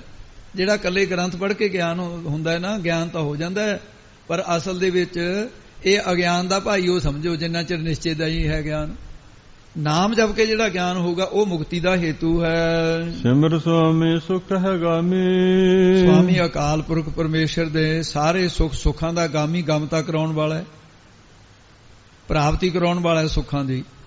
ਉਹ ਸਿਮਰ ਸਿਮਰਨ, ਉਹਨੂੰ ਪਰਮੇਸ਼ਰ ਵਾਹਿਗੁਰੂ ਨੂੰ ਸਿਮਰ ਸਿਮਰਨਾ ਭਾਵ ਯਾਦ ਕਰ, ਜਿਸ ਦੇ ਨਾਲ ਫਿਰ ਇੱਛ ਸਗਲੀ ਪੁੰਨੀਆ। ਸਗਲੀ ਸਾਰੀਆਂ ਇੱਛੇ ਇਛਾਵਾਂ ਜ਼ਰੂਰਤਾਂ ਪੁੰਨੀਆਂ ਪੂਰੀਆਂ ਹੋ ਜਾਣਗੀਆਂ। ਜੀਵ ਦੇ ਵਿੱਚ 4 ਪ੍ਰਕਾਰ ਦੀਆਂ ਇਛਾਵਾਂ ਹੁੰਦੀਆਂ ਨੇ। ਪਹਿਲੀ ਇੱਛਾ ਹੁੰਦੀ ਹੈ ਮੇਰੇ ਕੰਮ 'ਚ ਕੋਈ ਵਿਗੜ ਨਾ ਪਵੇ। ਦੂਸਰੀ ਇੱਛਾ ਹੁੰਦੀ ਹੈ ਵੀ ਦੁਨੀਆ ਦੇ ਵਿੱਚ ਮੇਰੀ ਵਡਿਆਈ ਹੋਵੇ, ਸ਼ੋਭਾ ਹੋਵੇ। ਤੀਸਰੀ ਇੱਛਾ ਹੁੰਦੀ ਹੈ ਵੀ ਮੈਨੂੰ ਸੁਖਾਂ ਦੀ ਪ੍ਰਾਪਤੀ ਹੋਵੇ। ਚੌਥੀ ਇੱਛਾ ਹੁੰਦੀ ਹੈ ਜਿਹੜੇ ਭਗਤ ਜਨ ਵੀ ਸਾਨੂੰ ਪ੍ਰਮਾਤਮਾ ਦੀ ਪ੍ਰਾਪਤੀ ਹੋ ਜਾਵੇ, ਨਾਮ ਦੀ ਲਿਵ ਨਾ ਟੁੱਟੇ। ਇਹ ਸਾਰੀਆਂ ਇੱਛਾ ਪੂਰੀਆਂ ਹੋ ਜਾਂਦੀਆਂ ਨੇ। ਕਿਵੇਂ ਹੁੰਦੀਆਂ ਹਨ? ਜਿਹਨੇ ਗੁਰਮੁਖ ਨਾਮ ਤੇ ਆਇਆ ਤੇ ਨਾ ਫਿਰ ਵਿਗੜ ਨਾ ਹੋਈ ਰਾਮ ਰਾਜੇ। ਲੋ ਜੀ, ਇਹ ਬਾਣੀ ਦੁਆਰਾ ਮਹਾਰਾਜ ਨੇ ਸਾਰੇ ਉੱਤਰ ਦਿੱਤੇ ਇਹਦੇ, ਜਿਹੜੀਆਂ ਆਪਾਂ ਗੱਲਾਂ ਪਿੱਛੇ ਕੀਤੀਆਂ। ਜਿਹੜੇ ਗੁਰਮੁਖ ਬਣ ਕੇ ਨਾਮ ਜਪਦੇ ਆ, ਵਿਗੜ ਨਹੀਂ ਪੈਂਦਾ ਉਹਨਾਂ ਦਾ। ਕੋਟ ਵਿਗਨ ਤਿਸ ਲਾਗਤੇ ਜਿਸ ਨੂੰ ਬਿਸਰੈ ਨਾਉ। ਵਿਗਨ ਵਿਨਾਸ਼ਨ ਸਭ ਦੁੱਖ ਨਾਸ਼ਨ ਸਤਿਗੁਰ ਨਾਮ ਦਰੜਾਇਆ। ਗੁਰਾਂ ਦੁਆਰਾ ਪਰਮੇਸ਼ਰ ਦਾ ਨਾਮ ਧਾਰਨ ਕਰਕੇ ਗੁਰਮੁਖ ਬਣਿਆ ਜਾ ਸਕਦਾ ਹੈ। ਗੁਰਮੁਖ ਬਣ ਕੇ ਨਾਮ ਨੂੰ ਧਿਆਉਣ ਦੀ ਲੋੜ ਹੈ। ਪਰਮੇਸ਼ਰ ਦਾ ਨਾਮ ਧਿਆਉਣ ਕਰਕੇ ਸਾਰੀ ਦੁਨੀਆ ਤੇ ਸਾਧ ਸੰਗਤ ਫਿਰ ਉਹਦਾ ਜਸ ਵੀ ਹੁੰਦਾ ਹੈ। ਦੂਸਰੀ ਗੱਲ ਵੀ ਜਸ ਹੋਵੇ। ਜਿਹਨੇ ਸਤਿਗੁਰ ਪੁਰਖ ਮਨਾਇਆ ਤੇ ਨਾ ਪੂਜਿਆ ਸਭ ਕੋਈ। ਉਹਨਾਂ ਦੀ ਪੂਜਾ ਵੀ, ਇਹ ਜਿਹੜਾ ਸਤਿਗੁਰੂ ਦੀ ਪੂਜਾ ਕਰੇਗਾ, ਗੁਰੂ ਗ੍ਰੰਥ ਸਾਹਿਬ ਦੀ ਪੂਜਾ ਜਿੰਨੀ ਕਰੂ ਉਨੀ ਉਹਦੀ ਪੂਜਾ ਹੋਊਗੀ। ਪੂਰੇ ਸਤਿਗੁਰੂ ਦਾ ਸੇਵਨ ਕਰਨ ਦੇ ਨਾਲ ਸੁੱਖਾਂ ਦੀ ਪ੍ਰਾਪਤੀ ਹੁੰਦੀ ਹੈ। ਜਿਹਨੇ ਸਤਿਗੁਰ ਪਿਆਰਾ ਸੇਵਿਆ ਤੇ ਨਾ ਸੁਖ ਸਦ ਹੋਈ। ਇਹ ਵੀ ਇੱਛਾ ਇੱਥੇ ਪੂਰੀ ਹੁੰਦੀ ਹੈ। ਜਿਹੜੇ ਗੁਰੂ ਨਾਨਕ ਸਾਹਿਬ ਦੀ ਚਰਨ ਸ਼ਰਨ ਚ ਮਿਲੇ ਨੇ, ਉਹ ਅਕਾਲ ਪੁਰਖ ਪਰਮੇਸ਼ਰ ਵਾਹਿਗੁਰੂ ਦੀ ਪ੍ਰਾਪਤੀ ਹੋ ਜਾਂਦੀ ਹੈ। ਜਿਨ੍ਹਾਂ ਨਾਨਕ ਸਤਿਗੁਰੂ ਭੇਟਿਆ ਤੇ ਨਾ ਮਿਲਿਆ ਹਰ ਸੋਈ। ਇਹ ਚਾਰੇ ਇੱਛਾ ਐਂ ਪੂਰੀਆਂ ਹੋ ਜਾਂਦੀਆਂ ਨੇ, ਪਰ ਸਿਮਰਨ ਦੇ ਅਧੀਨ ਨੇ ਸਾਰੀਆਂ। ਨਾਮ ਦੇ ਵਿੱਚ ਨਾਮ ਦੀ ਪ੍ਰਤਾਪ ਦੱਸਿਆ ਸਾਰੀਆਂ ਇੱਛਾ ਪੂਰੀਆਂ ਹੋ ਜਾਂਦੀਆਂ ਨੇ। ਤਾਂ ਕਿਹਾ ਵੀ ਇੱਛ ਸਗਲੀ ਉਨੀਆਂ ਪੂਰੀਆਂ ਹੋ ਜਾਂਦੀਆਂ ਨੇ। ਪੁਰਬੇ ਕਮਾਏ ਸ੍ਰੀ ਰੰਗ ਪਾਏ। ਜਿਨ੍ਹਾਂ ਨੇ ਪੂਰਵਲੇ ਕਰਮਾਂ ਅਨੁਸਾਰ ਨਿਸ਼ਕਾਮ ਕਰਮਾਂ ਦੀ ਕਮਾਈ ਕਰਕੇ ਸਤਿਗੁਰੂ ਸਾਹਿਬ ਦੇ ਦਰਸ਼ਨਾਂ ਨੂੰ ਪਾਉਣਾ ਕੀਤਾ ਹੈ, ਪਾਏ। ਉਹਨਾਂ ਨੇ ਸ੍ਰੀ ਸੋਭਾ ਦੇ ਮਾਲਕ ਰੰਗ ਪ੍ਰੇਮ ਸਰੂਪ ਪਰਮੇਸ਼ਰ ਦੇ ਆਨੰਦ ਨੂੰ ਪਾ ਲੈਣਾ ਕੀਤਾ ਹੈ। ਹਰ ਮਿਲੇ ਚਿਰੀ ਵਿਸੁੰਨਿਆ। ਜੋ ਹਰੀ ਪਰਮੇਸ਼ਰ ਚਿਰੀ ਚਿਰਾਂ ਤੋਂ ਭਾਵ ਬੜੇ ਅਰਸੇ ਤੋਂ ਰੱਬ ਤੋਂ ਅਸੀਂ ਵਿਛੜੇ ਹੋਏ ਹਾਂ। ਕਿਵੇਂ ਵਿਛੜੇ ਆ? ਕਈ ਜਨਮ ਪਏ ਕੀਟ ਪਤੰਗਾ, ਕਈ ਜਨਮ ਗਜਮੀਨ ਕੁਰੰਗਾ, ਕਈ ਜਨਮ ਪੰਖੀ ਸਰਪ ਹੋਇਓ, ਕਈ ਜਨਮ ਹੈਵਰ ਬ੍ਰਿਖ ਜੋਇਓ। ਮਿਲ ਜਗਦੀਸ਼ ਮਿਲਣ ਕੀ ਬਰੀਆ, ਚਿਰੰਕਾਲ ਇਹ ਦੇਹ ਸੰਜਰੀਆ। ਆ ਚਿਰੰਕਾਲ ਦੇ ਵਿਛੜੇ ਹੋਏ ਆ। 84 ਲੱਖ ਜੋਨਾਂ ਭੋਗਦੇ ਹੋਏ ਮਨੁੱਖਾ ਦੇਹ ਦੀ ਪ੍ਰਾਪਤੀ ਹੋਣ ਤੋਂ ਬਾਅਦ ਅਕਾਲ ਪੁਰਖ ਵਾਹਿਗੁਰੂ ਕਿਰਪਾ ਕਰਕੇ ਮੇਲ ਲੈਣ, ਇਉਂ ਬੇਨਤੀ ਕਰੀਏ ਭਈ ਪ੍ਰਾਪਤ ਮਾਨੁਖ ਦੇਹੁਰੀਆ ਗੋਬਿੰਦ ਮਿਲਣ ਕੇ ਇਹ ਤੇਰੀ ਵਰੀਆ। ਹੋਰ ਕਿਸੇ ਜਿਹੜੇ ਕੰਮ ਨੇ ਇਹ ਕਿਸੇ ਸਾਡੇ ਪਰਲੋਕ ਦੇ ਰਸਤੇ ਵਿੱਚ ਕੰਮ ਨਹੀਂ ਆਉਣ ਵਾਲੇ। ਉਹ ਅੱਗੇ ਫਰਮਾਨ ਕਰਦੇ ਹਨ ਜੀ, ਅੰਤਰ ਬਾਹਰ ਸਰਬੱਤ ਰਵਿਆ। ਇਹਨੂੰ ਭਾਈ ਜਿਹੜਾ ਸਰਬੱਤ ਪਾਠ ਹੈ ਨਾ, ਦੇਖਿਓ ਕਿਤੇ ਗਲਤੀ ਦੇ ਨਾਲ ਸਰਬਤ ਨਾ ਬਣਾ ਲਿਓ। ਸਰਬਤ ਪੀਣ ਵਾਲੇ ਨੂੰ ਕਹਿੰਦੇ ਨੇ, ਸਰਬੱਤ ਸਾਰੇ ਦਾ ਨਾਮ ਹੈ। ਇਸ ਕਰਕੇ ਉਚਾਰਨ ਦੇ ਵਿੱਚ ਅਧਿਕ ਸਹਿਤ ਸਰਬੱਤ ਐ ਬੋਲਣਾ ਹੈ, ਤੇ ਨਾਲ ਬੱਬੇ ਦਾ ਵੀ ਧਿਆਨ ਰੱਖਣਾ ਹੈ। ਜਿਸ ਪ੍ਰਕਾਰ ਸਾਧ ਸੰਗੀਤ ਪਾਰਸ ਹੈ ਜਿਹੜਾ, ਉਹ ਪਾਰਸ ਧਾਤਾਂ ਨੂੰ ਛੋਹ ਜਾਂਦਾ ਹੈ, ਚਾਹੇ ਲੋਹੇ ਨੂੰ ਚਾਹੇ ਜਿਸਤ ਨੂੰ। 7 ਧਾਤੂਆਂ ਜਿਹੜੀਆਂ ਨੇ, ਚਾਂਦੀ, ਲੋਹਾ, ਜਿਸਤ, ਕਲੀ, ਤਾਂਬਾ, ਸਿੱਕਾ ਤੇ ਪਾਰਾ, ਇਹਨਾਂ 7 ਧਾਤਾਂ ਨੂੰ 8ਵੀਂ ਧਾਤ ਸੋਨਾ ਹੀ ਬਣਾ ਦਿੰਦਾ ਹੈ। ਇਹ ਪਾਰਸ ਦੇ ਵਿੱਚ ਸ਼ਕਤੀ ਹੈ। ਤੋ ਇਸੇ ਤਰ੍ਹਾਂ ਉਹ ਪਰਮੇਸ਼ਰ ਵਾਹਿਗੁਰੂ ਦਾ ਵਿਆਪਕ ਸਰੂਪ ਜਿਹੜਾ ਹੈ, ਸਾਰੀ ਜਗ੍ਹਾ ਹੀ ਹੈ ਉਹ। ਇਹ ਬਿਰਤੀ ਹੈ। ਪਾਰ ਸਰੂਪ ਸਤਿਗੁਰੂ ਮਿਲ ਜਾਣ, ਜਦੋਂ ਸਤਿਗੁਰੂ ਮਿਲ ਜਾਂਦੇ ਹਨ ਫਿਰ ਮਨ ਉਪਜਿਆ ਵਿਸ਼ਵਾਸੋ, ਉਹ ਫਿਰ ਵਿਸ਼ਵਾਸ ਪੈਦਾ ਹੋ ਗਿਆ ਵੀ ਰੱਬ ਸਾਰੀ ਜਗ੍ਹਾ। ਉਹ ਪਾਰ ਸਰੂਪੀ ਨਾਮ ਦੇ ਨਾਲ ਜਦੋਂ ਬਿਰਤੀ ਲੱਗ ਗਈ, ਗੁਰੂ ਨੇ ਨਾਮ ਬਖਸ਼ਿਆ ਹਿਰਦੇ ਦੇ ਵਿੱਚ ਤੇ ਹਿਰਦੇ ਤੋਂ ਬਾਹਰ ਵੀ, ਸੰਸਾਰ ਦੇ ਵਿੱਚ ਵੀ, ਸਰਬੱਤ ਸਾਰੀ ਜਗ੍ਹਾ ਵਾਹਿਗੁਰੂ ਰਵਿਆ, ਵਿਆਪਕ ਹੋਇਆ, ਪ੍ਰਤੀਤ ਹੋਣ ਲੱਗ ਗਿਆ। ਮਨ ਦੇ ਵਿੱਚ ਨਾਮ ਦਾ ਨਿਸ਼ਚਾ ਹੋ ਗਿਆ। ਪਾਰਸ ਕਲਾ ਵਰਤ ਗਈ। ਅਕਾਲ ਪੁਰਖ ਐਸੀ ਬਖਸ਼ਿਸ਼ ਕਰ ਦਿੰਦਾ ਹੈ, ਤੇ ਮਨ ਦੇ ਵਿੱਚ ਫਿਰ ਮਨ ਉਪਜਿਆ। ਦੁਬਾਰੇ ਬੋਲੇ ਜੀ, ਮਨ ਉਪਜਿਆ ਵਿਸ਼ਵਾਸੋ। ਮਨ ਉਪਜਿਆ ਵਿਸ਼ਵਾਸੋ, ਆੜਾ ਵੀ ਬੋਲਣਾ, ਸੱਸੇ ਦਾ ਔਂਕੜ ਵੀ ਰਹਿ ਨਾ ਜਾਵੇ। ਭਰੋਸਾ ਉਪਜਿਆ, ਪੈਦਾ ਹੋ ਗਿਆ। ਨਾਮ ਦੁਆਰਾ ਫਿਰ ਦ੍ਰਿਸ਼ਟੀ ਖੁੱਲ ਜਾਂਦੀ ਹੈ। ਅਕਾਲ ਪੁਰਖ ਸਾਰੀ ਥਾਵਾਂ ਤੇ ਪ੍ਰਤੀਤ ਹੋਣ ਲੱਗ ਜਾਂਦਾ ਹੈ। ਜਤਰ ਜਤਰ ਮਨੋ ਜਾਤੀ, ਤਤਰ ਤਤਰ ਬ੍ਰਹਮ ਦ੍ਰਿਸ਼ਟਾਤੇ। ਨਾਨਕ ਸਿੱਖ ਦੇ ਮਨ ਪ੍ਰੀਤਮ। ਸਤਿਗੁਰੂ ਕਹੇ ਮੇਰੇ ਪ੍ਰੀਤਮ ਪਿਆਰੇ ਮਨਾ, ਤੂੰ ਦੇ ਦਿੱਤੀ ਹੋਈ ਜਿਹੜੀ ਸਿੱਖਿਆ ਨੂੰ ਧਾਰਨ ਕਿਉਂ ਨਹੀਂ ਕਰਦਾ? ਧਾਰਨ ਕਰ ਲੈ ਉਹਦੀ ਸਿੱਖਿਆ, ਗੁਰੂ ਸਾਹਿਬ ਦੀ ਦਿੱਤੀ ਹੋਈ। ਗੁਰ ਸੰਤਾਂ ਸੰਗ ਨਿਵਾਸੋ। ਤੇ ਜੋ ਹੋਰ ਨਹੀਂ ਕੁਛ ਹੁੰਦਾ, ਤੂੰ ਸੰਤਾਂ ਦੀ ਸੰਗਤ ਤੇ ਕਰ ਲੈ, ਨਾਮ ਜਪਣ ਵਾਲਿਆਂ ਦੀ ਸੰਗਤ ਕਰ ਲੈ। ਇਹ ਤਾਂ ਨਹੀਂ ਕੋਈ ਬਹੁਤ ਹੀ ਔਖੀ ਗੱਲ। ਇਹਦੇ 'ਚ ਦੱਸ ਕਿਹੜਾ ਭਾਰ ਚੁੱਕਣੇ ਤੋਂ। ਸੰਤਾਂ ਮਹਾਂਪੁਰਸ਼ਾਂ ਦੀ ਸੰਗਤ ਵਿੱਚ ਨਿਵਾਸੋ। ਨਿਵਾਸ ਕਰ, ਚਿੱਤ ਨੂੰ ਲਾਉਣਾ ਕਰ, ਤੇਰਾ ਭਲਾ ਹੋ ਜਾਏਗਾ। ਮਨ ਪਿਆਰਿਆ ਜੀਓ ਮਿੱਤਰਾ। ਹੇ ਪਿਆਰੇ ਮਿੱਤਰ ਦੀ ਨਿਆਈ ਮਨਾ, ਪਿਆਰੇ ਮਿੱਤਰ ਮਨਾ ਜੀਓ ਸੁਣਨਾ ਕਰ। ਹਰ ਪ੍ਰੇਮ ਭਗਤ ਮਨ ਲੀਨਾ। ਉਹ ਗੁਰਮੁਖ ਸੰਤ ਭਗਤ ਧੰਨ, ਜਿਨ੍ਹਾਂ ਦਾ ਮਨ ਹਰ ਹਰੀ ਪਰਮੇਸ਼ਰ ਵਾਹਿਗੁਰੂ ਦੀ ਭਗਤੀ ਲੀਨੇ ਹੋ ਗਿਆ ਹੈ। ਮਨ ਪਿਆਰਿਆ ਜੀਓ ਮਿੱਤਰਾ। ਹੇ ਪਿਆਰੇ ਮਿੱਤਰ ਮਨ ਜੀਓ, ਤੂੰ ਸੁਣਨਾ ਕਰ, ਸਿੱਖਿਆ ਨੂੰ ਸੁਣਦਾ ਕਿਉਂ ਨਹੀਂ? ਹਰ ਜਲ ਮਿਲ ਜੀਵੇ ਮੀਨਾ। ਹਰ ਜਲ, ਜਿਵੇਂ ਪਰਮੇਸ਼ਰ ਵਾਹਿਗੁਰੂ ਜਿਹੜਾ ਹੈ ਉਹ ਤਾਂ ਹੈ ਪਾਣੀ ਦੀ ਨਿਆਈ, ਉਹਦੇ ਨਾਲ ਐ ਲੀਨ ਹੋ ਗਿਆ ਜਿਵੇਂ ਮੱਛੀ ਪਾਣੀ ਤੋਂ ਬਿਨਾਂ ਜੀਏ ਨਹੀਂ ਸਕਦੀ। ਹਰ ਜਲ ਮਿਲ ਜੀਵੈ ਮੀਨਾ। ਮੱਛੀ ਦਾ ਜਿਹੜਾ ਜੀਵਨ ਹੈ ਉਹ ਪਾਣੀ ਆ, ਪਾਣੀ ਤੋਂ ਬਿਨਾਂ ਜੀ ਨਹੀਂ ਸਕਦੀ। ਤੇਰਾ ਜੀਵਨ ਇਸ ਤਰ੍ਹਾਂ ਦਾ ਹੋਣਾ ਚਾਹੀਦਾ ਹੈ। ਹਰ ਬਿਨ ਜੀਓ ਜਲ ਵੱਲ ਜਾਓ, ਤੇ ਇਸ ਪ੍ਰਕਾਰ ਤੇਰਾ ਇੰਨੀ ਪ੍ਰੀਤੀ ਹੋਣੀ ਚਾਹੀਦੀ ਹੈ। ਹਰ ਕੀ ਆਗਾਨੇ ਅੰਮ੍ਰਿਤ ਬਾਨੇ।